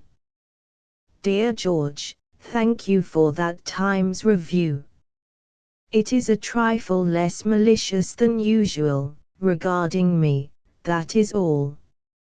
My publisher, Neil, who was here last evening, is about taking action against that concern for infringement of his copyright in my little book, Write It Right. The wretches have been serving it up to their readers for several weeks as the work of a woman named Learned. Repeatedly she uses my very words, whole passages of them. They refused even to confess the misdeeds of their contributrix, and persist in their sin. So they will have to fight. I have never been hard on women whose hearts go with their admiration, and whose bodies follow their hearts. I don't mean that the latter was the case in this instance. Nor am I very exacting as to the morality of my men friends. I would not myself take another man's woman, any more than I would take his purse. Nor, I trust, would I seduce the daughter or sister of a friend, nor any maid whom it would at all damage, and as to that there is no hard and fast rule. A fine fellow, to be casting the first stone, or the 100th, at a lovelorn woman, weak or strong. By the way, I should not believe in the love of a strong one, wife, widow or maid. It looks as if I may get to Sag Harbor for a week or so in the middle of the month. It is really not a question of expense, but Neil has blocked out a lot of work for me. He wants 2 more volumes, even 5 more if I'll make 'em. Guess I'll give him 2. In a week or so I shall be able to say whether I can go Sag Harboring. If so, I think we should have a night in New York first. No. You could motorboat up and back. Sincerely yours, Ambrose Bierce. 14, addressed to George Sterling at Sag Harbor, Long Island.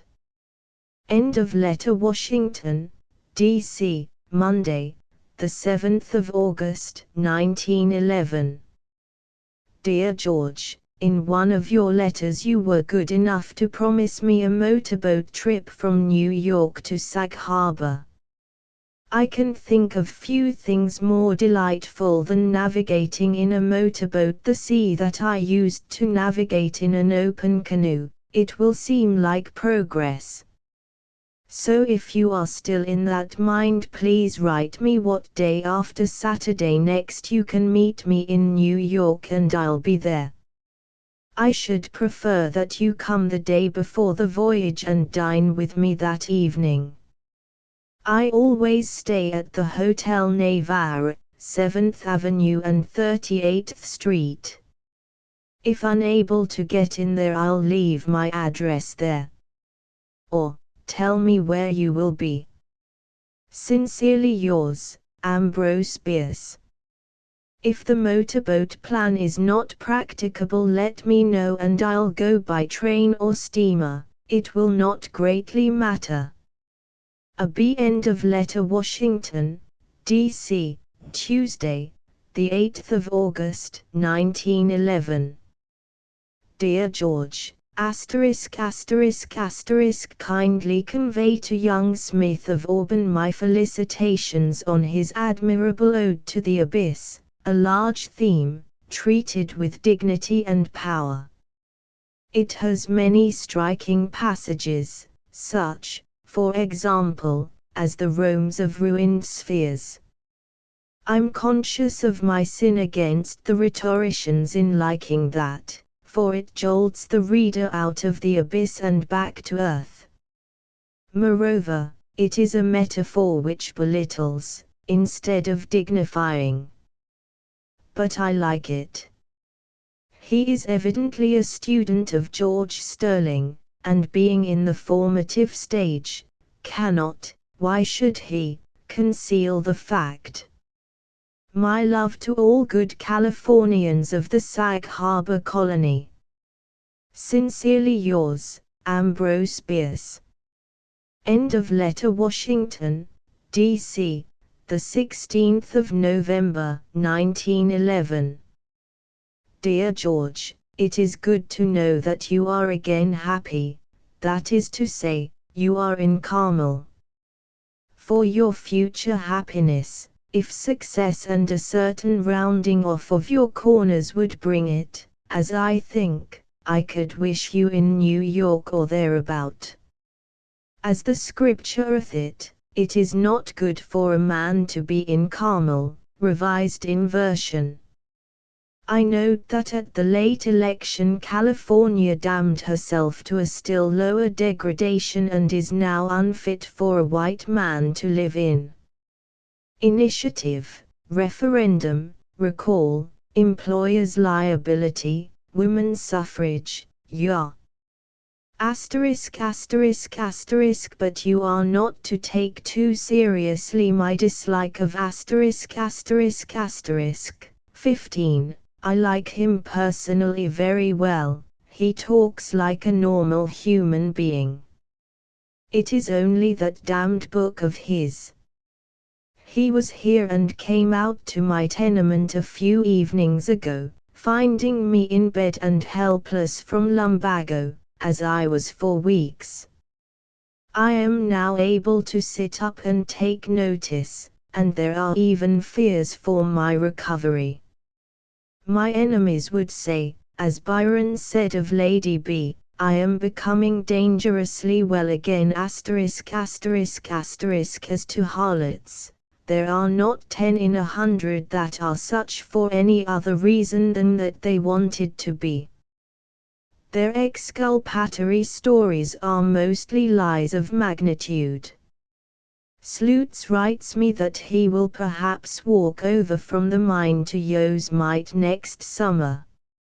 I can't get there much before July 1st, but if there is plenty of snow in the mountains next winter, the valley should be visitable then. Later, I hope to begest myself for a few days at the Pine Inn, Carmel. Tell it not to the Point Lobos Muscle.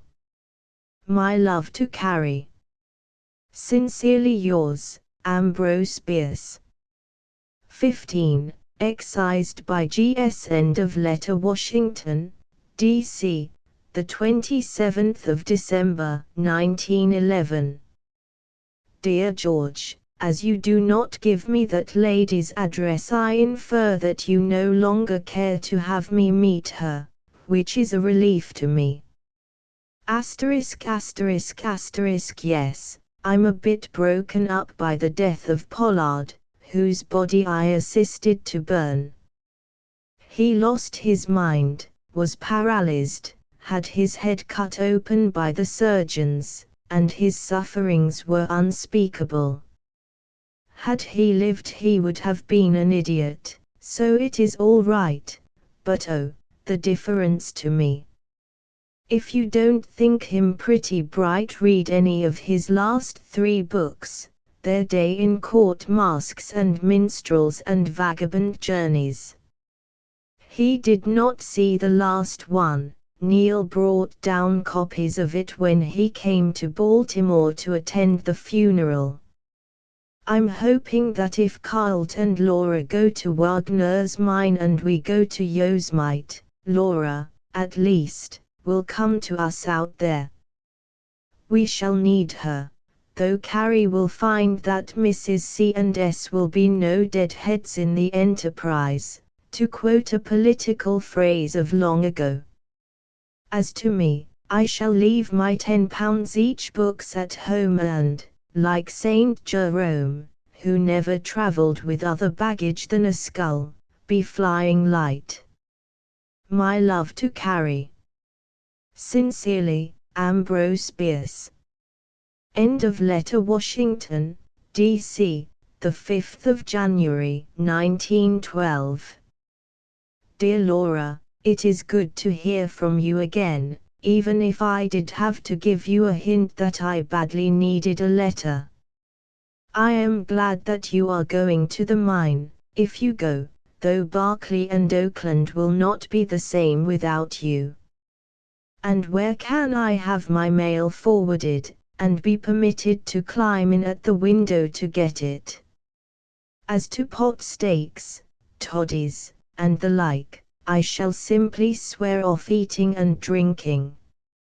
If Carlt is a game sport and does not require a dead sure thing, the mining gamble is the best bet for him. Anything to get out of that deadening, hopeless grind, the government service. It kills a man's self-respect, atrophies his powers, unfits him for anything, tempts him to improvidence and then turns him out to starve. It is pleasant to know that there is a hope of meeting you in Yosemite. The valley would not be the same without you. My girls cannot leave here till the schools close, about the 20th of June, so we shall not get into the valley much before July 1st, but if you have a good winter, with plenty of snow, that will do. We shall stay as long as we like. George says he and Carrie can go, and I hope Sloots can. It is likely that Neil, my publisher, will be of my party. I shall hope to visit your mine afterward. My health, which was pretty bad for weeks after returning from Sag Harbor, is restored, and I was never so young in all my life. Here's wishing you and Carl plenty of meat on the bone that the new year may fling to you. Affectionately, Ambrose. End of letter. Washington, D.C., the 14th of February, 1912. Dear George, I'm a long time noticing your letter of January 5th, chiefly because, like Teddy, I have nothing to say. There's this difference atwixt him and me, I could say something if I tried. I'm hoping that you are at work and doing something worthwhile, though I see nothing of yours.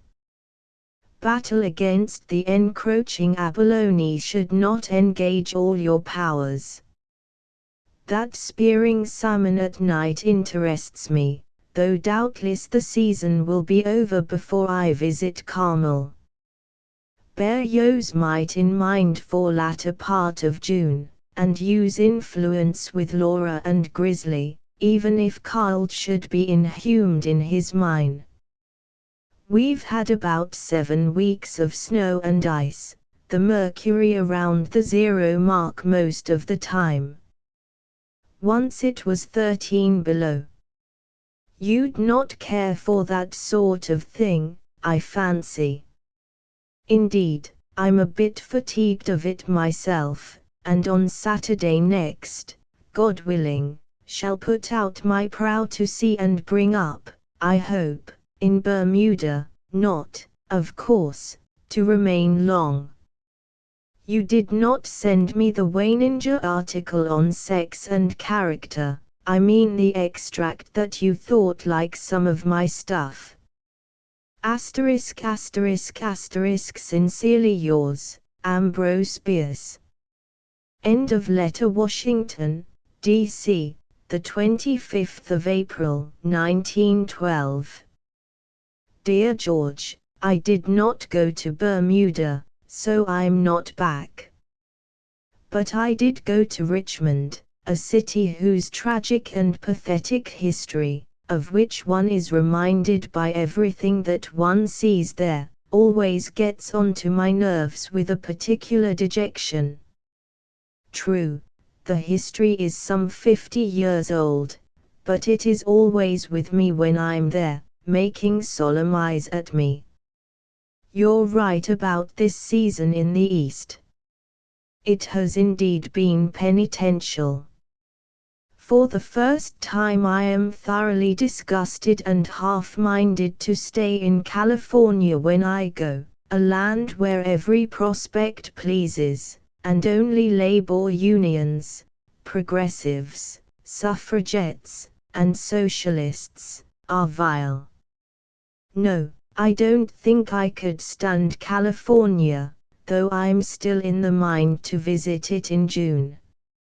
I shall be sorry to miss Carrie at Carmel, but hope to have the two of you on some excursion or camping trip. We want to go to Yosemite, which the girls have not seen, but if there's no water there it may not be advisable. Guess we'll have to let you natives decide. How would the big trees do as a substitute? Girls is pison, but not necessarily fatal. I've taken em in large doses all my life, and suffered pangs enough to equip a number of small hells, but never has one of them paralyzed the inner working man. But I'm not a poet. Moreover, as I've not yet put off my armor I oughtn't to boast. So, you've subscribed for the collected works. Good. That is what you ought to have done a long time ago. It is what every personal friend of mine ought to have done, for all profess admiration of my work in literature. It is what I was fool enough to permit my publisher to think that many of them would do. How many do you guess have done so? I'll leave you guessing.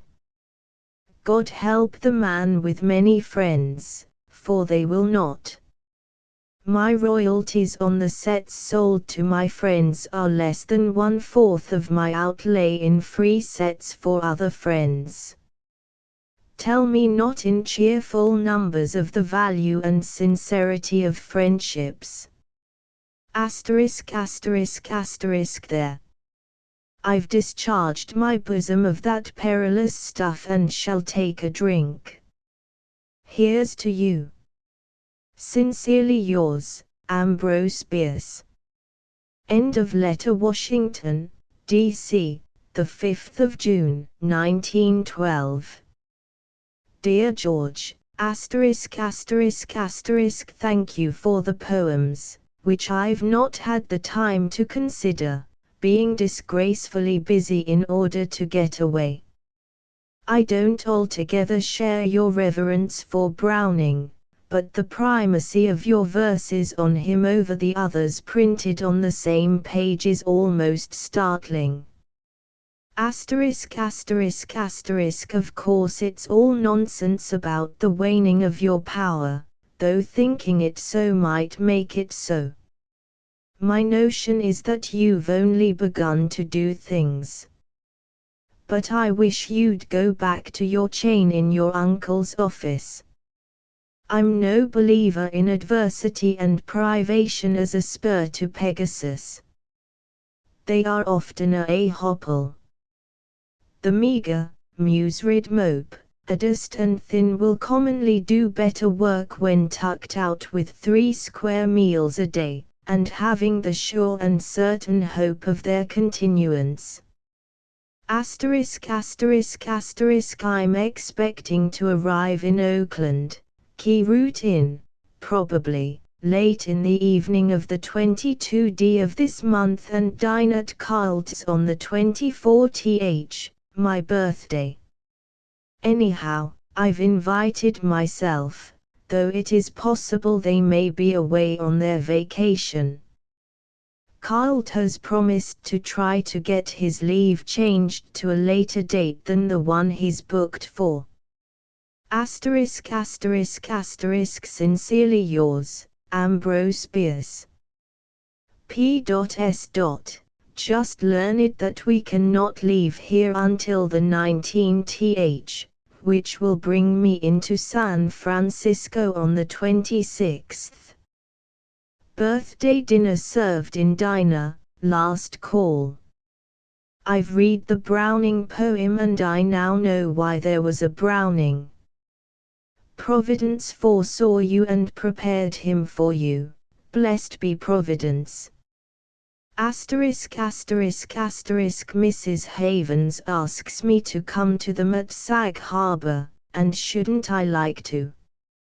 Asterisk asterisk asterisk, sure the song of the Sag Harbor frog would be music to me, as would that of the indigenous duckling. End of letter. The Army and Navy Club, Washington, D.C., the 19th of December, 1912. My dear Mr. Cahill, I thank you for the article from the Argonaut, and am glad to get it for a special reason, as it gives me your address and thereby enables me to explain something. When, several years ago, you sent me a similar article, I took it to the editor of the National Geographical magazine. I am a member of the society that issues it, and suggested its publication. I left it with him and, hearing nothing about it for several months, called at his office twice for an answer, and for the copy if publication was refused. The copy had been mislaid, lost, apparently, and I never obtained it. Meantime, either I had mislaid your address, or it was only on the copy. So I was unable to write you. Indirectly, afterward, I heard that you had left California for parts to me unknown. Twice since then I have been in San Francisco, but confess that I did not think of the matter. Cahill's projection, 16, is indubitably the right one, but you are up against the ages and will be a long time dead before it finds favor, or I'm no true pessimist. Sincerely yours, Ambrose Bierce. 16. The Butterfly Map of the World. End of letter. The Olympia Apartments, Washington, D.C., the 17th of January, 1913. My dear Ruth, it's too bad that I couldn't remain in Oakland and Berkeley another month to welcome you, but I fear it will have to go at that, for I've no expectation of ever seeing California again. I like the country as well as ever, but I don't like the rule of labor unions, the grafters and the suffragettes. So far as I am concerned, they may stew in their own juice. I shall not offer myself as an ingredient. It is pleasant to know that you are all well, including Johnny, poor little chap. You are right to study philology and rhetoric. Surely there must be some provision for your need. A university where one cannot learn one's own language would be a funny university.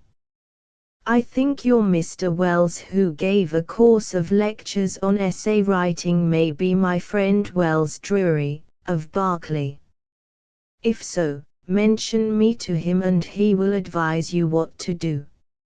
Another good friend of mine, whom, however, I did not succeed in seeing during either of my visits to California, is W.C. Morrow, who is a professional teacher of writing and himself a splendid writer. He could help you. He lives in San Francisco, but I think has a class in Oakland.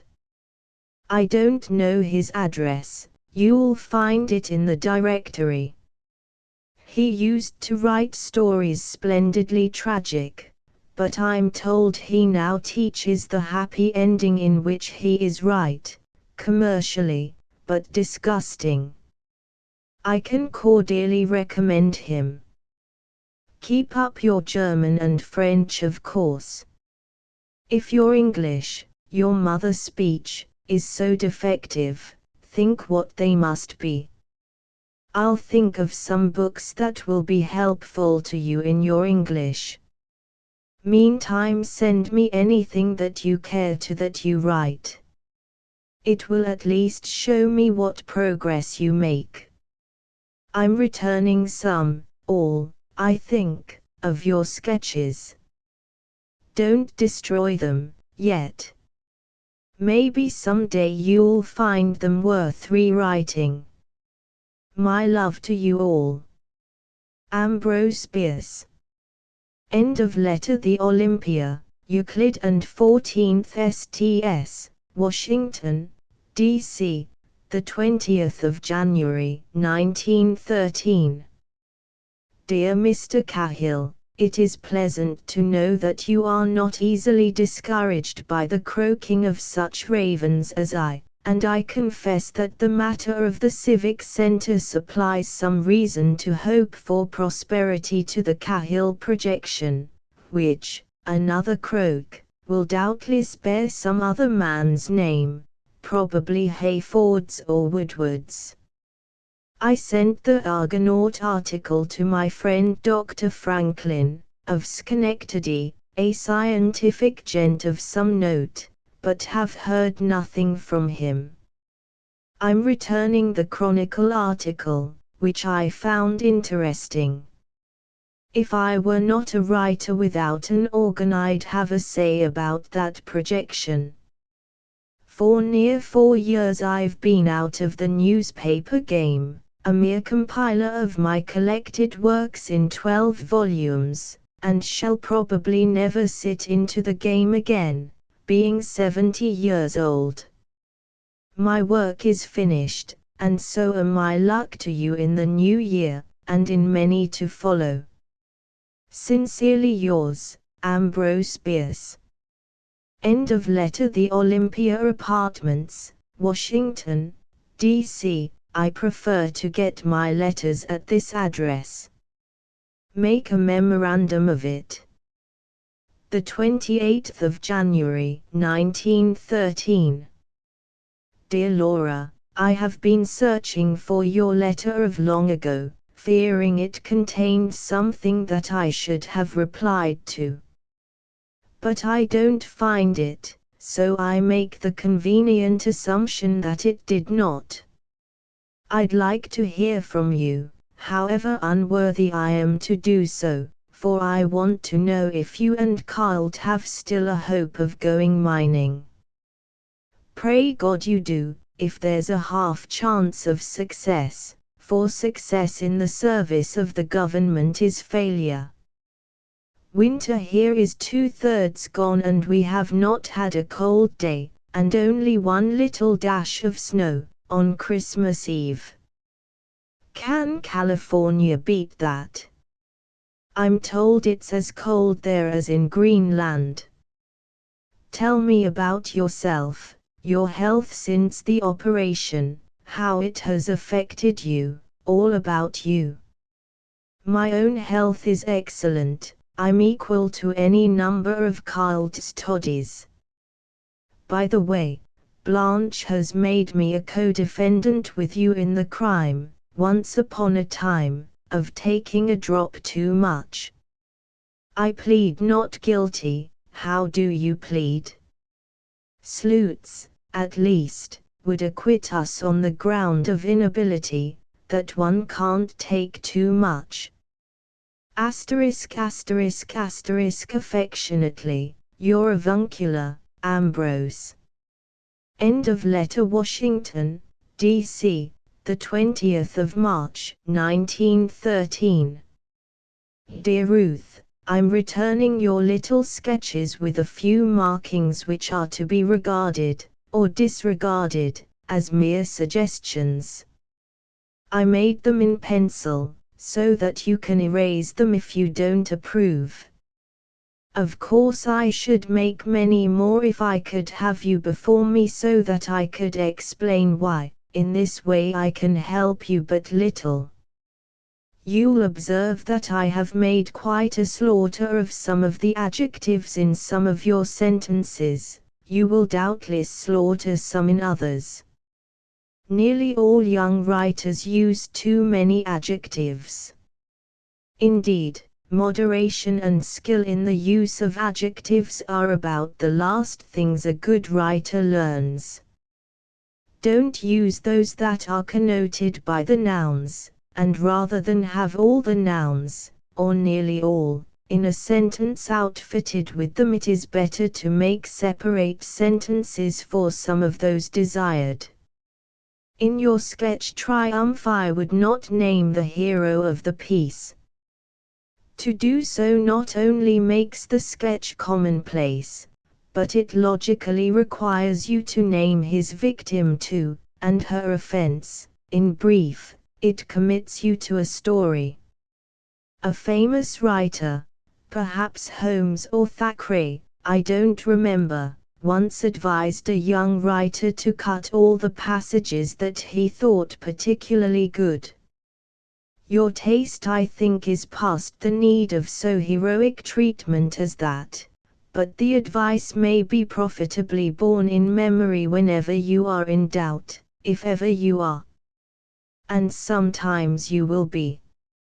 I think I know what Mr. Morrow meant by saying that your characters are not humanly significant.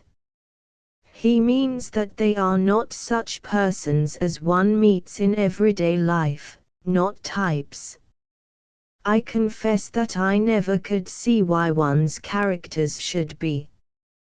The exceptional, even abnormal, person seems to me the more interesting. But I must warn you that he will not seem so to an editor. Nor to an editor will the tragic element seem so good as the cheerful, the somber denouement as the happy ending. One must have a pretty firm reputation as a writer to send in a tragic or supernatural tale with any hope of its acceptance. The average mind, for which editors purvey, and mostly possess, dislikes, or thinks it dislikes, any literature that is not sunny. True, tragedy holds the highest and most permanent place in the world's literature and art, but it has the devil's own time getting to it. For immediate popularity, if one cares for it, one must write pleasant things, though one may put in here and there a bit of pathos. I think well of these 2 manuscripts, but doubt if you can get them into any of our magazines, if you want to. As to that, nobody can help you. About the only good quality that a magazine editor commonly has is his firm reliance on the infallibility of his own judgment.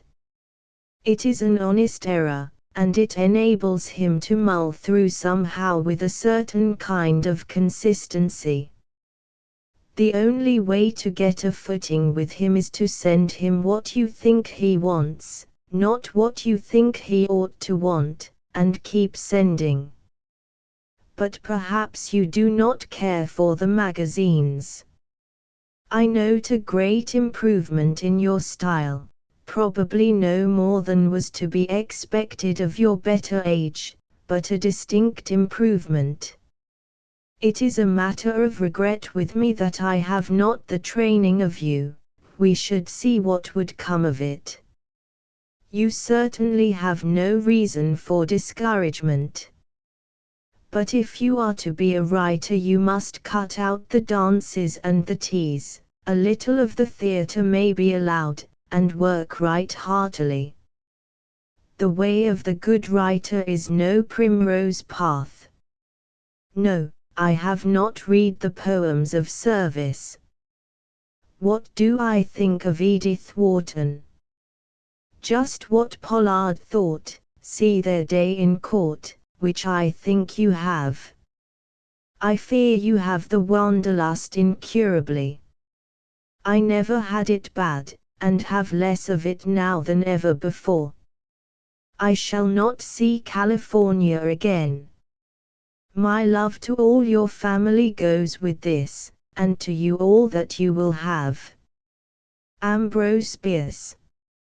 End of letter. The Army and Navy Club, Washington, D.C., the 22nd of May, 1913. Editor Lantern, 17. Will I tell you what I think of your magazine? Sure I will. It has 36 pages of reading matter. 17 are given to the biography of a musician, German, dead. 4 to the mother of a theologian, German, peasant wench, dead. The mag is published in America, today. 5 pages about Eugene Field's ancestors. All dead. 17 plus 4 plus 5 equals 26. 36 to 26 equals 10. 2 pages about Ella Wheeler Wilcox. 3/4 page about a bad poet and his indifference to German. 2 pages of his poetry. 2 plus 3/4 plus 2 equals 4 3/4. 10, 4 3/4 equals 5 1/4. Not enough to criticize. What your magazine needs is an editor, presumably older, preferably American, and indubitably alive. At least awake. It is your inning. Sincerely yours, Ambrose Bierce. 17. The editor was Curtis J. Kirch, Guido Bruno, and the weekly had a brief career in Chicago. It was the forerunner of the many Bruno weeklies and monthlies, later published from other cities. End of letter. Washington, D.C., the 31st of May, 1913. My dear Laura, you were so long in replying to my letter of the century before last, and as your letter is not really a reply to anything in mine, that I fancy you did not get it. I don't recollect, for example, that you ever acknowledged receipt of little pictures of myself, though maybe you did. I only hope you got them. The photographs that you send are very interesting. One of them makes me thirsty, the one of that fountainhead of good booze, your kitchen sink. What you say of the mine and how you are to be housed there pleases me mightily. That's how I should like to live, and mining is what I should like again to do. Pray God you be not disappointed. Alas, I cannot even join you during Carl's vacation, for the mountain ramble. Please go slow in your goating this year. I think you are better fitted for it than ever before, but you'd better ask your surgeon about that. By the way, do you know that since women took to athletics their peculiar disorders have increased about 50%? You can't make men of women. The truth is, they've taken to walking on their hind legs a few centuries too soon. Their innards have not learned how to suspend the law of gravity. Add the jolts of athletics and, there you are. I wish I could be with you at Montesano, or anywhere. Love to Carlton Sloots. Affectionately, Ambrose. End of letter. Washington, D.C., the 10th of September, 1913. Dear Laura, your letter was forwarded to me in New York, whence I have just returned. I fancy you had a more satisfactory outing than I. I never heard of the Big Sur River nor of Arbolado.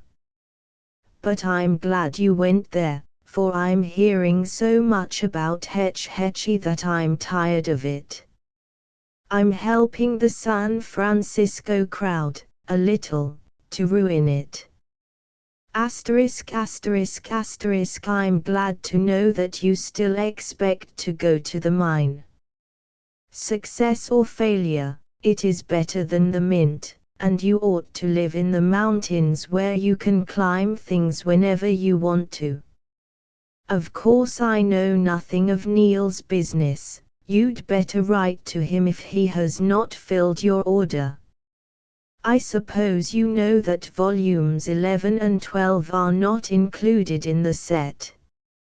If you care to write to me again, please do so at once, as I am going away, probably to South America, but if we have a row with Mexico before I start, I shall go there first.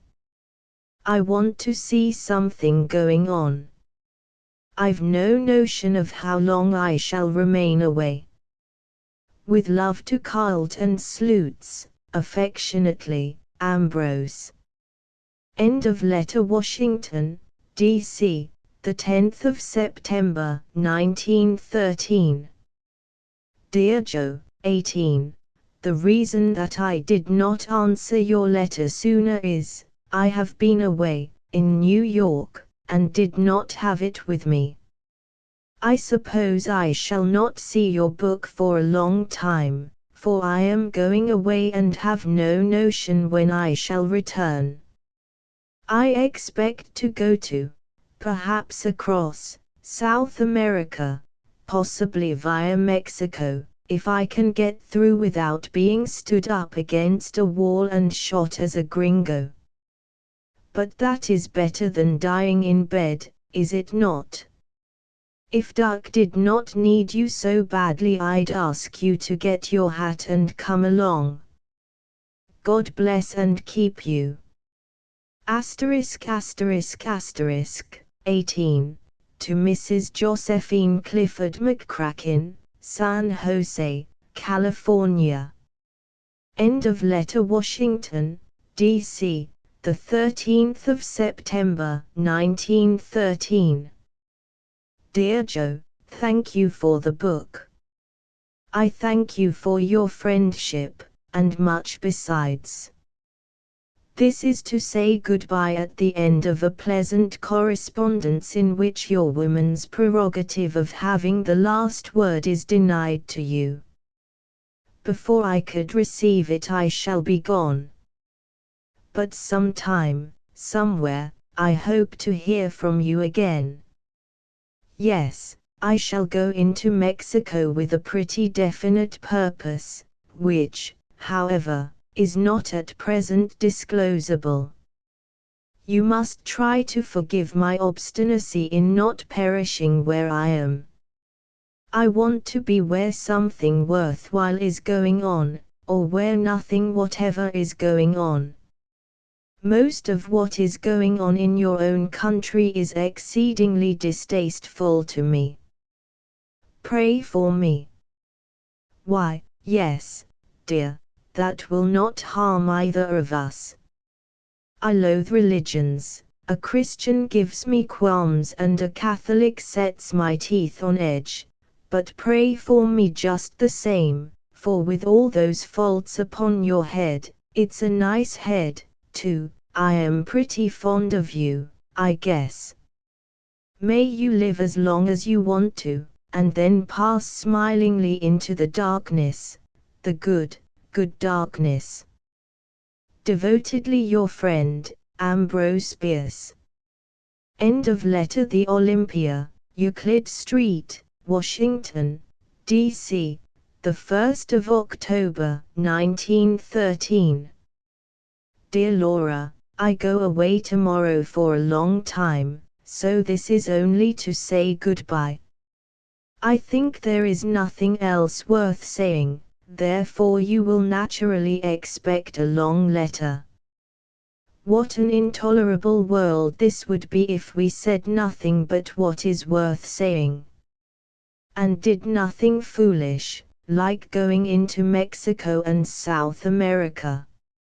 I'm hoping that you will go to the mine soon. You must hunger and thirst for the mountains, cold likewise. So do I. Civilization be dinged, it is the mountains and the desert for me. Goodbye. If you hear of my being stood up against a Mexican stone wall and shot to rags, please know that I think that a pretty good way to depart this life. It beats old age, disease, or falling down the cellar stairs.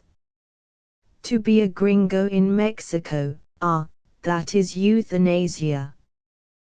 With love to Carl, affectionately yours, Ambrose. End of letter. Lerdo, Texas, the 6th of November, 1913. My dear Laura, I think I owe you a letter, and probably this is my only chance to pay up for a long time. For more than a month I have been rambling about the country, visiting my old battlefields, passing a few days in New Orleans, a week in San Antonio, and so forth. I turned up here this morning.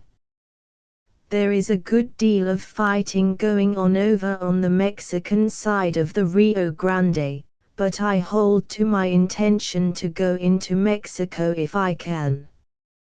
In the character of innocent bystander I ought to be fairly safe if I don't have too much money on me, don't you think? My eventual destination is South America, but probably I shall not get there this year. Slutz writes me that you and Carl still expect to go to the mine, as I hope you will. The Cowdens expect to live somewhere in California soon, I believe.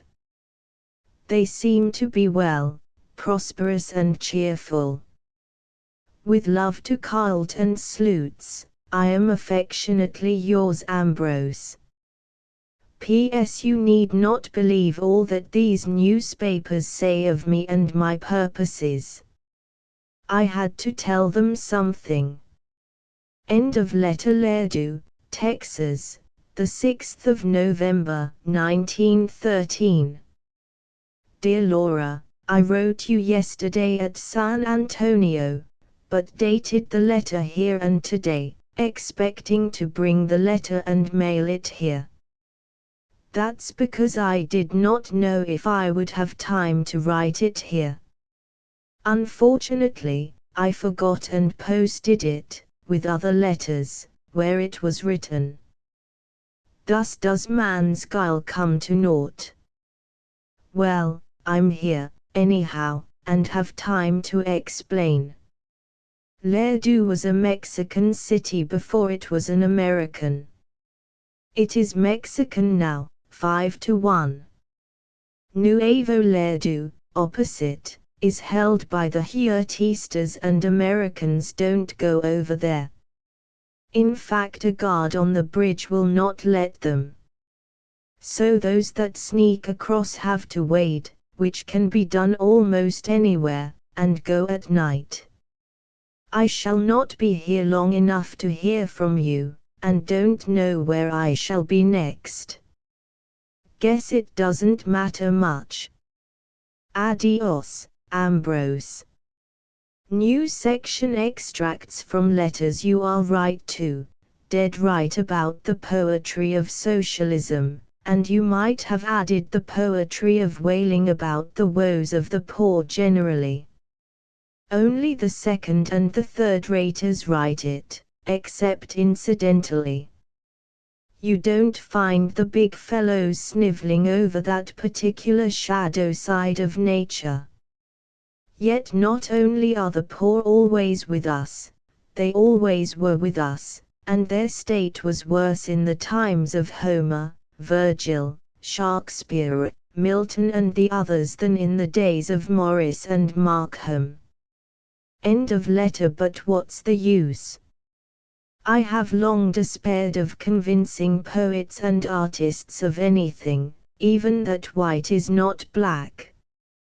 I'm convinced that all you chaps ought to have a world to yourselves, where 2 and 2 make whatever you prefer that it should make, and cause and effect are remoulded more nearly to the heart's desire.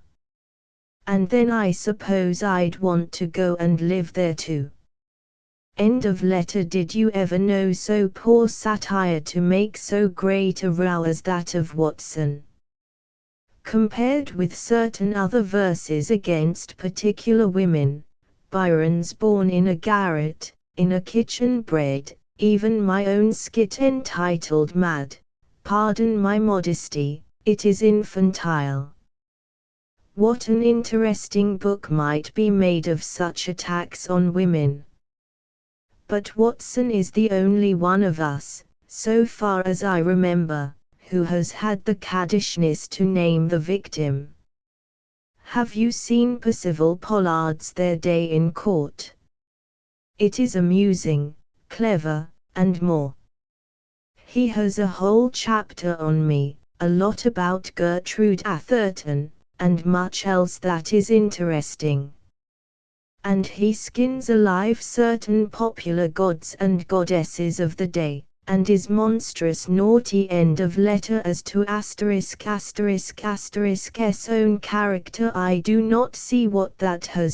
**************************************************************************************************************************************************************************************************************************************************************************** of London. If only the impeccable delivered judgment, no judgment would ever be delivered. All men could do as they please, without reproof or dissent. I wish you would take your heart out of your head, old man. The best heart makes a bad head if housed there.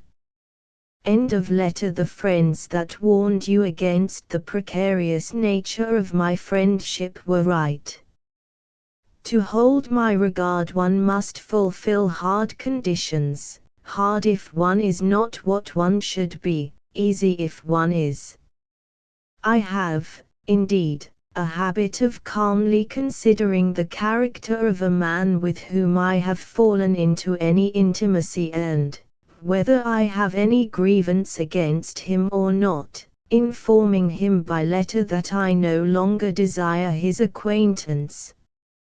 This, I do after deciding that he is not truthful, candid, without conceit, and so forth, in brief, honorable. If anyone is conscious that he is not in all respects worthy of my friendship, he would better not cultivate it, for assuredly no one can long conceal his true character from an observant student of it. Yes, my friendship is a precarious possession. It grows more so the longer I live, and the less I feel the need of a multitude of friends. So, if in your heart you are conscious of being any of the things which you accuse me of being, or anything else equally objectionable to me, I can only advise you to drop me before I drop you. Certainly you have an undoubted right to your opinion of my ability, my attainments and my standing. If you choose to publish a censorious judgment of these matters, do so by all means. I don't think I ever cared a cent for what was printed about me, except as it supplied me with welcome material for my pen. One may presumably have a sense of duty to the public and the like. But convincing one person, one at a time, of one's friends' deficiencies is hardly worthwhile, and is to be judged differently. It comes under another rule. Maybe, as you say, my work lacks soul but my life does not, as a man's life is the man. Personally, I hold that sentiment has a place in this world, and that loyalty to a friend is not inferior as a characteristic to correctness of literary judgment. If there is a heaven, I think it is more valued there. If Mr. Your publisher as well as mine, had considered you a Homer, a Goethe or a Shakespeare, a team of horses could not have drawn from me the expression of a lower estimate. And let me tell you that if you are going through life as a mere thinking machine, ignoring the generous promptings of the heart, sacrificing it to the brain, you will have a hard row to hoe, and the outcome, when you survey it from the vantage ground of age, will not please you. You seem to me to be beginning rather badly, as regards both your fortune and your peace of mind. I saw every day while in New York, and he does not know that I feel the slightest resentment toward you, nor do I know it myself. So far as he knows, or is likely to know, unless you will have it otherwise, you and I are the best of friends, or rather, I am the best of friends to you. And I guess that is so. I could no more hate you for your disposition and character than I could for your hump if you had one. You are as nature has made you, and your defects, whether they are great or small, are your misfortunes. I would remove them if I could, but I know that I cannot, for one of them is inability to discern the others, even when they are pointed out. I must commend your candor in one thing. You confirm words in saying that you commented on my seeming lack of sympathy with certain modern masters which you attribute to my not having read them. That is a conclusion to which a low order of mind in sympathy with the modern masters naturally jumps, but it is hardly worthy of a man of your brains. It is like your former lofty assumption that I had not read some 10 or 12 philosophers, naming them, nearly all of whom I had read, and laughed at, before you were born. In fact, one of your most conspicuous characteristics is the assumption that what a man who does not care to talk shop does not speak of, and vaunt his knowledge of, he does not know. I once thought this a boyish fault, but you are no longer a boy. Your modern masters are Ibsen and Shaw, with both of whose works and ways I am thoroughly familiar, and both of whom I think very small men, pets of the drawing room and gods of the hour. No, I am not an up-to-date critic, thank God. I am not a literary critic at all, and never, or very seldom, have gone into that field except in pursuance of a personal object, to help a good writer, who is commonly a friend. Maybe you can recall such instances, or laugh at a fool. Surely you do not consider my work in the Cosmopolitan, mere badinage and chaff, the only kind of stuff that the magazine wants from me, or will print, essays in literary criticism.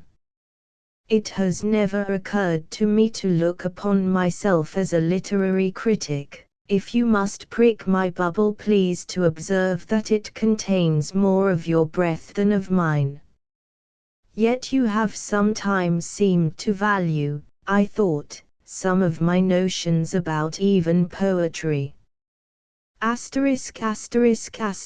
Perhaps I am unfortunate in the matter of keeping friends, I know, and have abundant reason to know, that you are at least equally luckless in the matter of making them.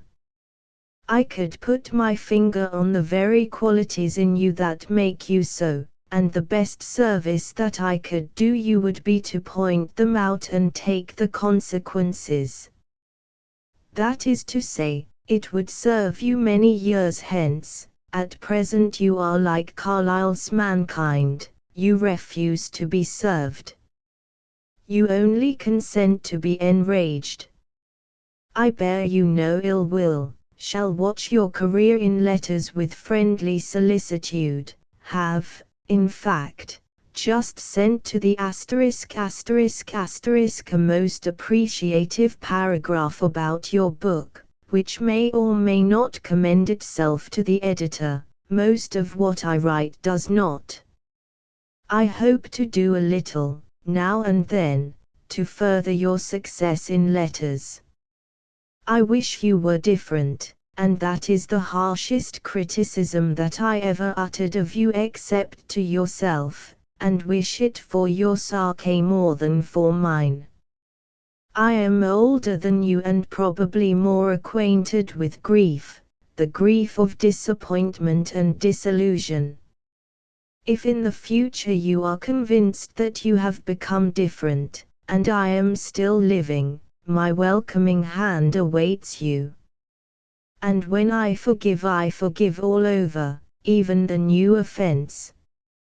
Miller undoubtedly is sincere in his praise of you, for with all his faults and follies he is always generous and usually over-generous to other poets. There's nothing little and mean in him. Sing ho for Joaquin. End of letter. If I made you famous, please remember that you were guilty of contributory negligence by meriting the fame. Eternal vigilance is the price of its permanence. Don't loaf on your job. End of letter. I have told her of a certain enchanted forest hereabout to which I feel myself sometimes strongly drawn as a fitting place to lay down my weary body and my head. Perhaps you remember your Swinburne, yet, would God this flesh of mine might be where air might wash and long leaves cover me. Ah yet, would God that roots and stems were bred out of my weary body and my head. The element of enchantment in that forest is supplied by my wandering and dreaming in it 41 years ago when I was a soldiering and there were new things under a new sun. It is miles away, but from a nearby summit I can overlook the entire region, ridge beyond ridge, parted by purple valleys full of sleep. Unlike me, it has not visibly altered in all these years, except that I miss, here and there, a thin blue ghost of smoke from an enemy's camp. Can you guess my feelings when I view this dreamland, my realm of adventure, inhabited by memories that beckon me from every valley?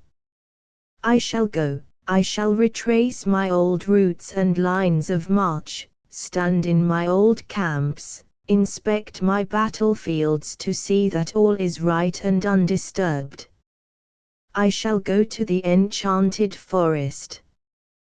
Printed by John Henry Nash at San Francisco in December. MXC. Either edition consists of 415 copies. 400 are numbered and for sale number 208.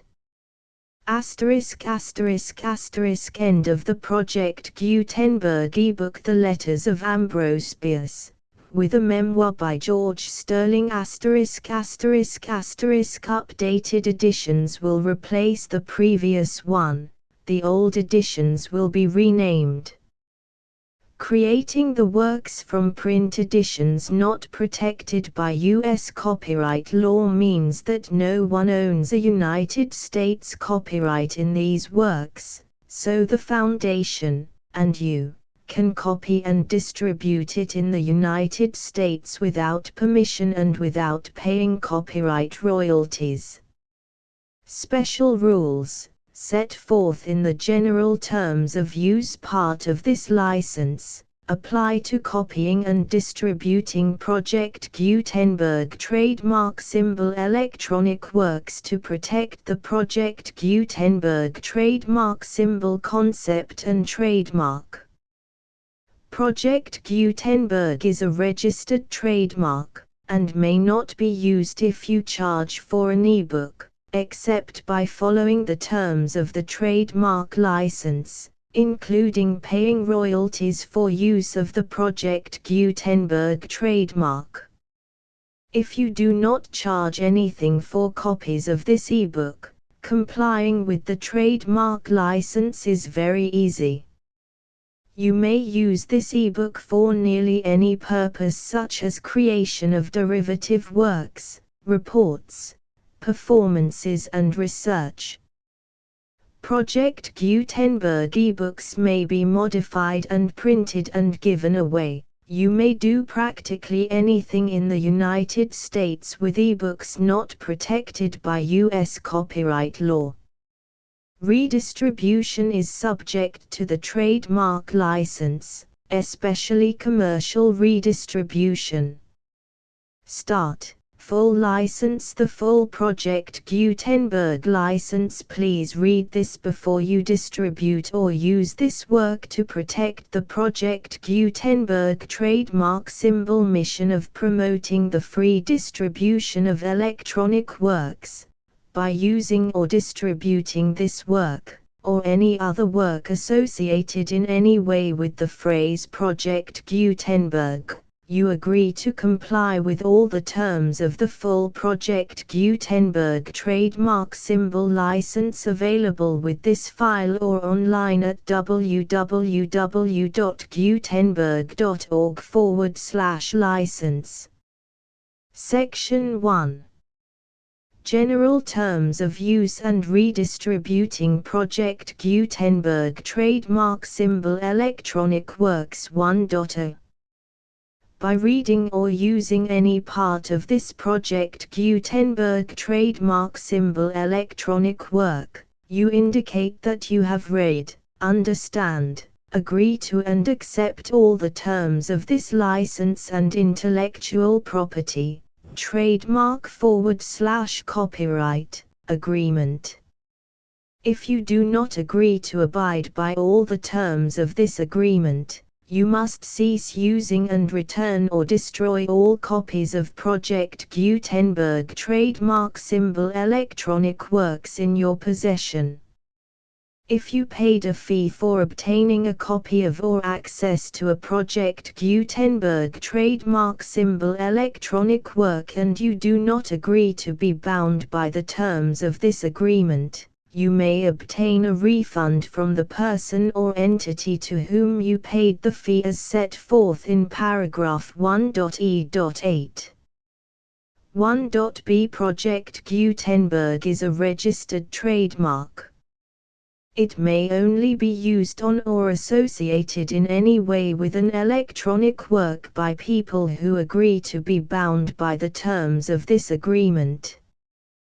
There are a few things that you can do with most Project Gutenberg trademark symbol electronic works even without complying with the full terms of this agreement.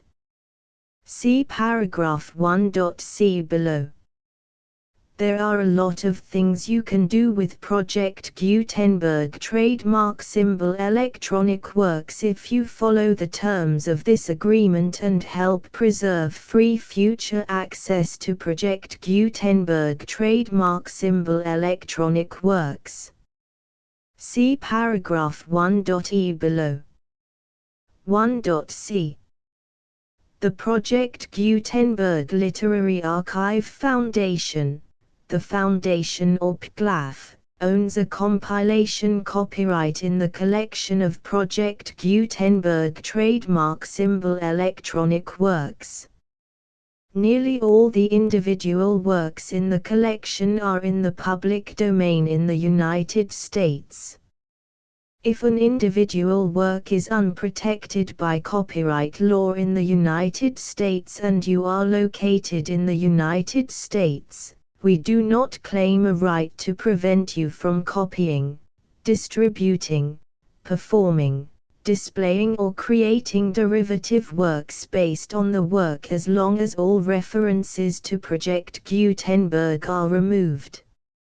Of course, we hope that you will support the Project Gutenberg trademark symbol mission of promoting free access to electronic works by freely sharing Project Gutenberg trademark symbol works in compliance with the terms of this agreement for keeping the Project Gutenberg trademark symbol name associated with the work. You can easily comply with the terms of this agreement by keeping this work in the same format with its attached full Project Gutenberg trademark symbol license when you share it without charge with others. 1.d The copyright laws of the place where you are located also govern what you can do with this work. Copyright laws in most countries are in a constant state of change. If you are outside the United States, check the laws of your country in addition to the terms of this agreement before downloading, copying, displaying, performing, distributing or creating derivative works based on this work or any other Project Gutenberg trademark symbol work. The Foundation makes no representations concerning the copyright status of any work in any country other than the United States. 1.e Unless you have removed all references to Project Gutenberg. 1.e.1 The following sentence, with active links to, or other immediate access to, the full Project Gutenberg trademark symbol license must appear prominently whenever any copy of a Project Gutenberg trademark symbol work, any work on which the phrase Project Gutenberg appears, or with which the phrase Project Gutenberg is associated, is accessed, displayed, performed, viewed, copied or distributed. This ebook is for the use of anyone anywhere in the United States and most other parts of the world at no cost and with almost no restrictions whatsoever. You may copy it, give it away or reuse it under the terms of the Project Gutenberg license included with this ebook or online at www.gutenberg.org. If you are not located in the United States, you will have to check the laws of the country where you are located before using this ebook. 1.e.2. If an individual Project Gutenberg trademark symbol electronic work is derived from texts not protected by U.S. copyright law, does not contain a notice indicating that it is posted with permission of the copyright holder, the work can be copied and distributed to anyone in the United States without paying any fees or charges. If you are redistributing or providing access to a work with the phrase Project Gutenberg associated with or appearing on the work, you must comply either with the requirements of paragraphs 1.e.1 through 1.e.7 or obtain permission for the use of the work and the Project Gutenberg trademark symbol trademark as set forth in paragraphs 1.e.8 or 1.e.9. 1.e.3. If an individual Project Gutenberg trademark symbol electronic work is posted with the permission of the copyright holder, your use and distribution must comply with both paragraphs 1.e.1 through 1.e.7 and any additional terms imposed by the copyright holder. Additional terms will be linked to the Project Gutenberg trademark symbol license for all works posted with the permission of the copyright holder found at the beginning of this work. 1.e.4. Do not unlink or detach or remove the full Project Gutenberg trademark symbol license terms from this work, or any files containing a part of this work or any other work associated with Project Gutenberg trademark symbol. 1.e.5. Do not copy, display, perform, distribute or redistribute this electronic work, or any part of this electronic work, without prominently displaying the sentence set forth in paragraph 1.e.1 with active links or immediate access to the full terms of the Project Gutenberg trademark symbol license. 1.e.6. You may convert to and distribute this work in any binary, compressed, marked up, non-proprietary or proprietary form, including any word processing or hypertext form. However, if you provide access to or distribute copies of a Project Gutenberg trademark symbol work in a format other than plain vanilla ASCII or other format used in the official version posted on the official Project Gutenberg trademark symbol website, www.gutenberg.org, you must, at no additional cost, fee or expense to the user, provide a copy, a means of exporting a copy, or a means of obtaining a copy upon request, of the work in its original plain vanilla ASCII or other form. Any alternate format must include the full Project Gutenberg trademark symbol license as specified in paragraph 1.e.1. 1.e.7. Do not charge a fee for access to, viewing, displaying, performing, copying or distributing any Project Gutenberg trademark symbol works unless you comply with paragraph 1.e.8 or 1.e.9. 1.e.8. You may charge a reasonable fee for copies of or providing access to or distributing Project Gutenberg trademark symbol electronic works provided that you pay a royalty fee of 20% of the gross profits you derive from the use of Project Gutenberg trademark symbol works calculated using the method you already use to calculate your applicable taxes. The fee is owed to the owner of the Project Gutenberg trademark symbol trademark, but he has agreed to donate royalties under this paragraph to the Project Gutenberg Literary Archive Foundation.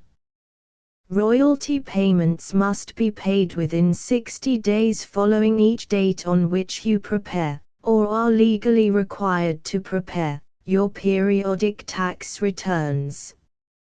Royalty payments should be clearly marked as such and sent to the Project Gutenberg Literary Archive Foundation at the address specified in Section 4. Information about donations to the Project Gutenberg Literary Archive Foundation. You provide a full refund of any money paid by a user who notifies you in writing, or by email, within 30 days of receipt that he does not agree to the terms of the full Project Gutenberg trademark symbol license.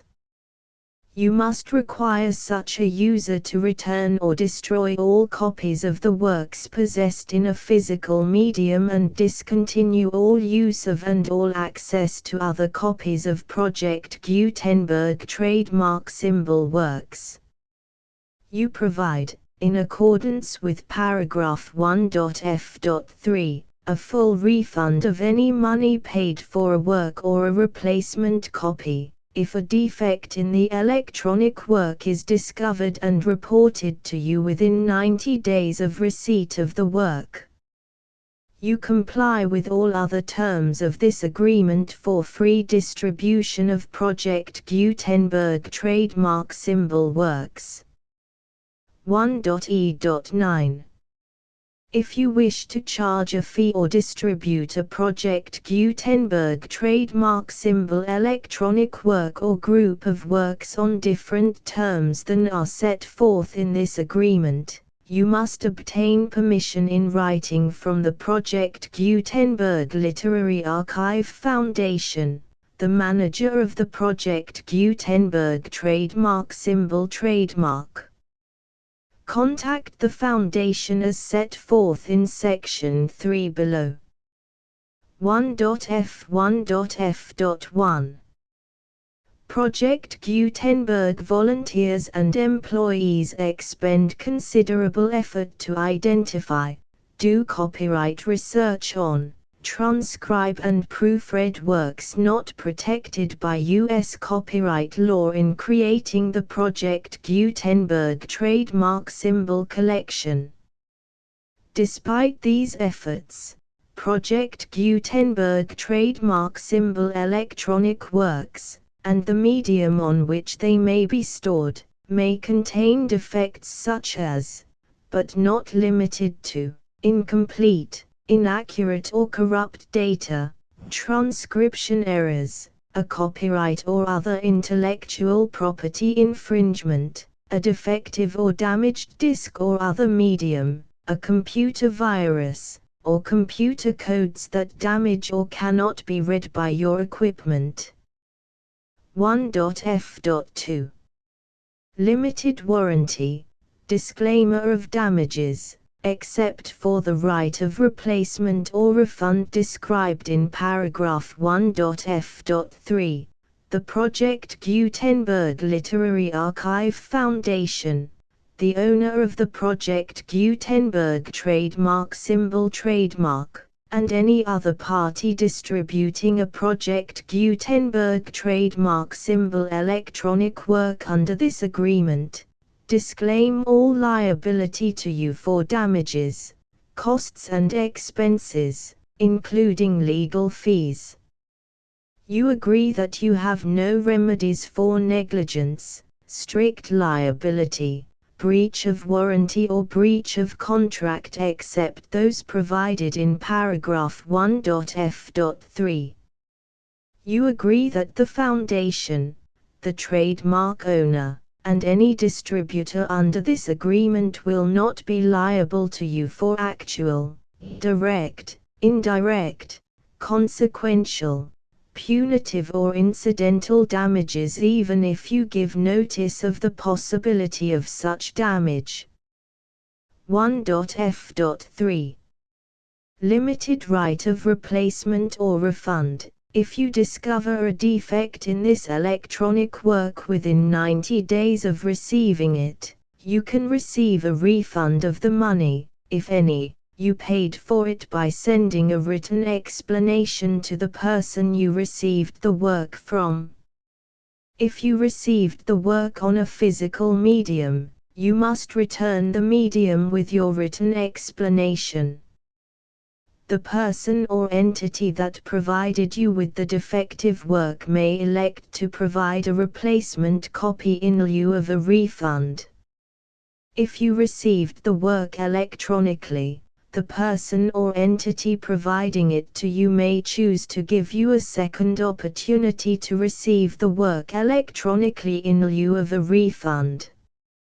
If the second copy is also defective, you may demand a refund in writing without further opportunities to fix the problem.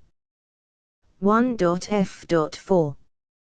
Except for the limited right of replacement or refund set forth in paragraph 1.f.3, this work is provided to you as is, with no other warranties of any kind, express or implied, including but not limited to warranties of merchantability or fitness for any purpose. 1.f.5.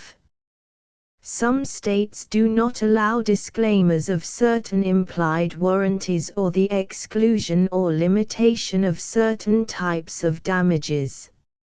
If any disclaimer or limitation set forth in this agreement violates the law of the state applicable to this agreement, the agreement shall be interpreted to make the maximum disclaimer or limitation permitted by the applicable state law. The invalidity or unenforceability of any provision of this agreement shall not void the remaining provisions. 1.f.6. Indemnity. You agree to indemnify and hold the foundation, the trademark owner, any agent or employee of the foundation, anyone providing copies of Project Gutenberg trademark symbol electronic works in accordance with this agreement, and any volunteers associated with the production, promotion and distribution of Project Gutenberg trademark symbol electronic works, harmless from all liability, costs and expenses, including legal fees, that arise directly or indirectly from any of the following which you do or cause to occur. A. Distribution of this or any Project Gutenberg trademark symbol work. B. Alteration, modification, or additions or deletions to any Project Gutenberg trademark symbol work, and C. Any defect you cause. Section 2. Information about the mission of Project Gutenberg trademark symbol. Project Gutenberg trademark symbol is synonymous with the free distribution of electronic works in formats readable by the widest variety of computers, including obsolete, old, middle-aged and new computers. It exists because of the efforts of hundreds of volunteers and donations from people in all walks of life. Volunteers and financial support to provide volunteers with the assistance they need are critical to reaching Project Gutenberg trademark symbol's goals and ensuring that the Project Gutenberg trademark symbol collection will remain freely available for generations to come. In 2001, the Project Gutenberg Literary Archive Foundation was created to provide a secure and permanent future for Project Gutenberg trademark symbol and future generations.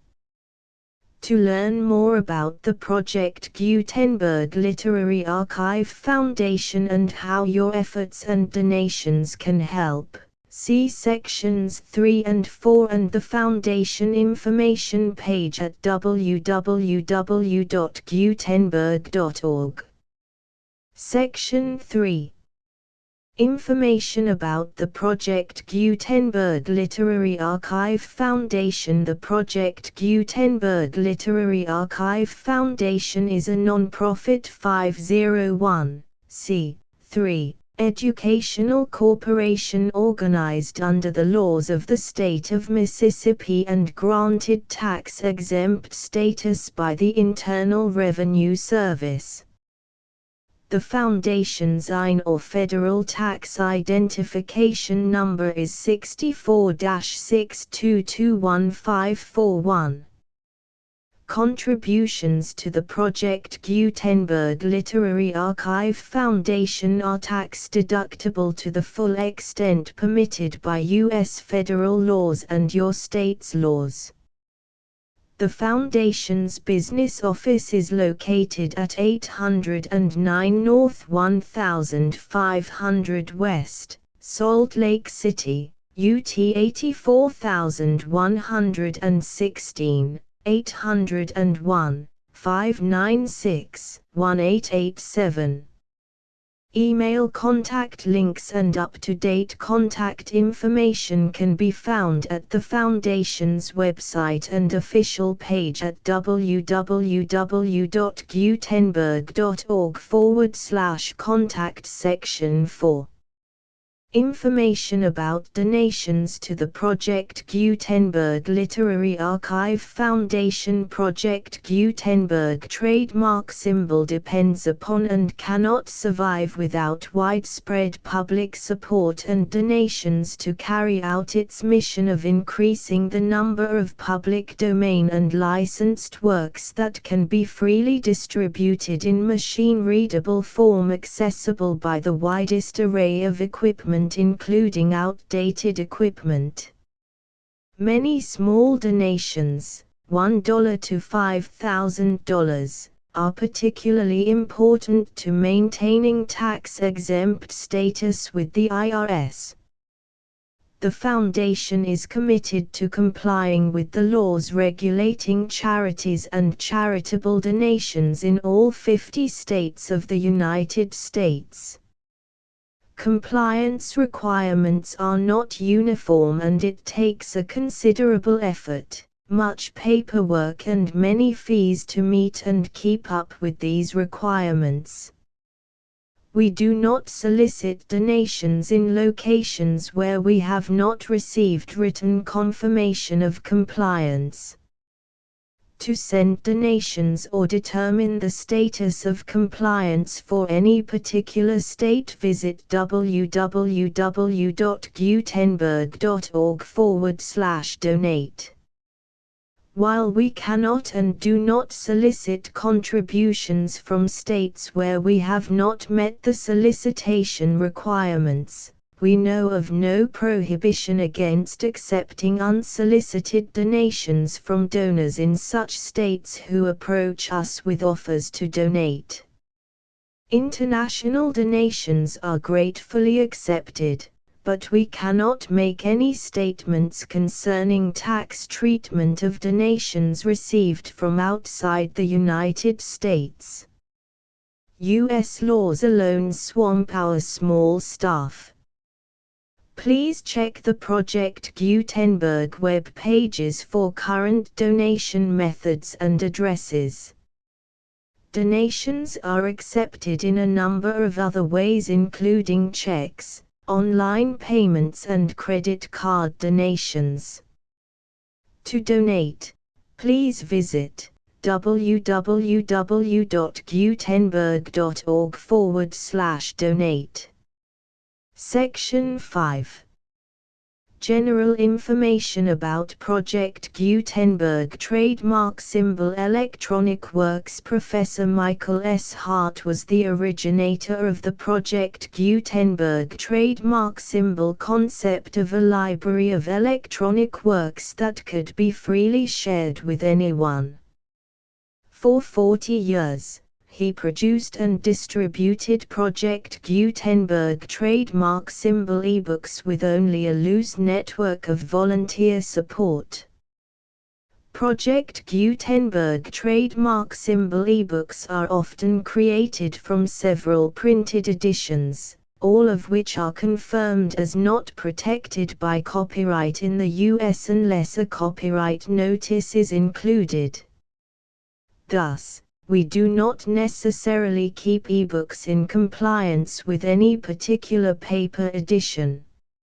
Most people start at our website, which has the main PG search facility, www.gutenberg.org. This website includes information about Project Gutenberg trademark symbol, including how to make donations to the Project Gutenberg Literary Archive Foundation, how to help produce our new ebooks, and how to subscribe to our email newsletter to hear about new ebooks.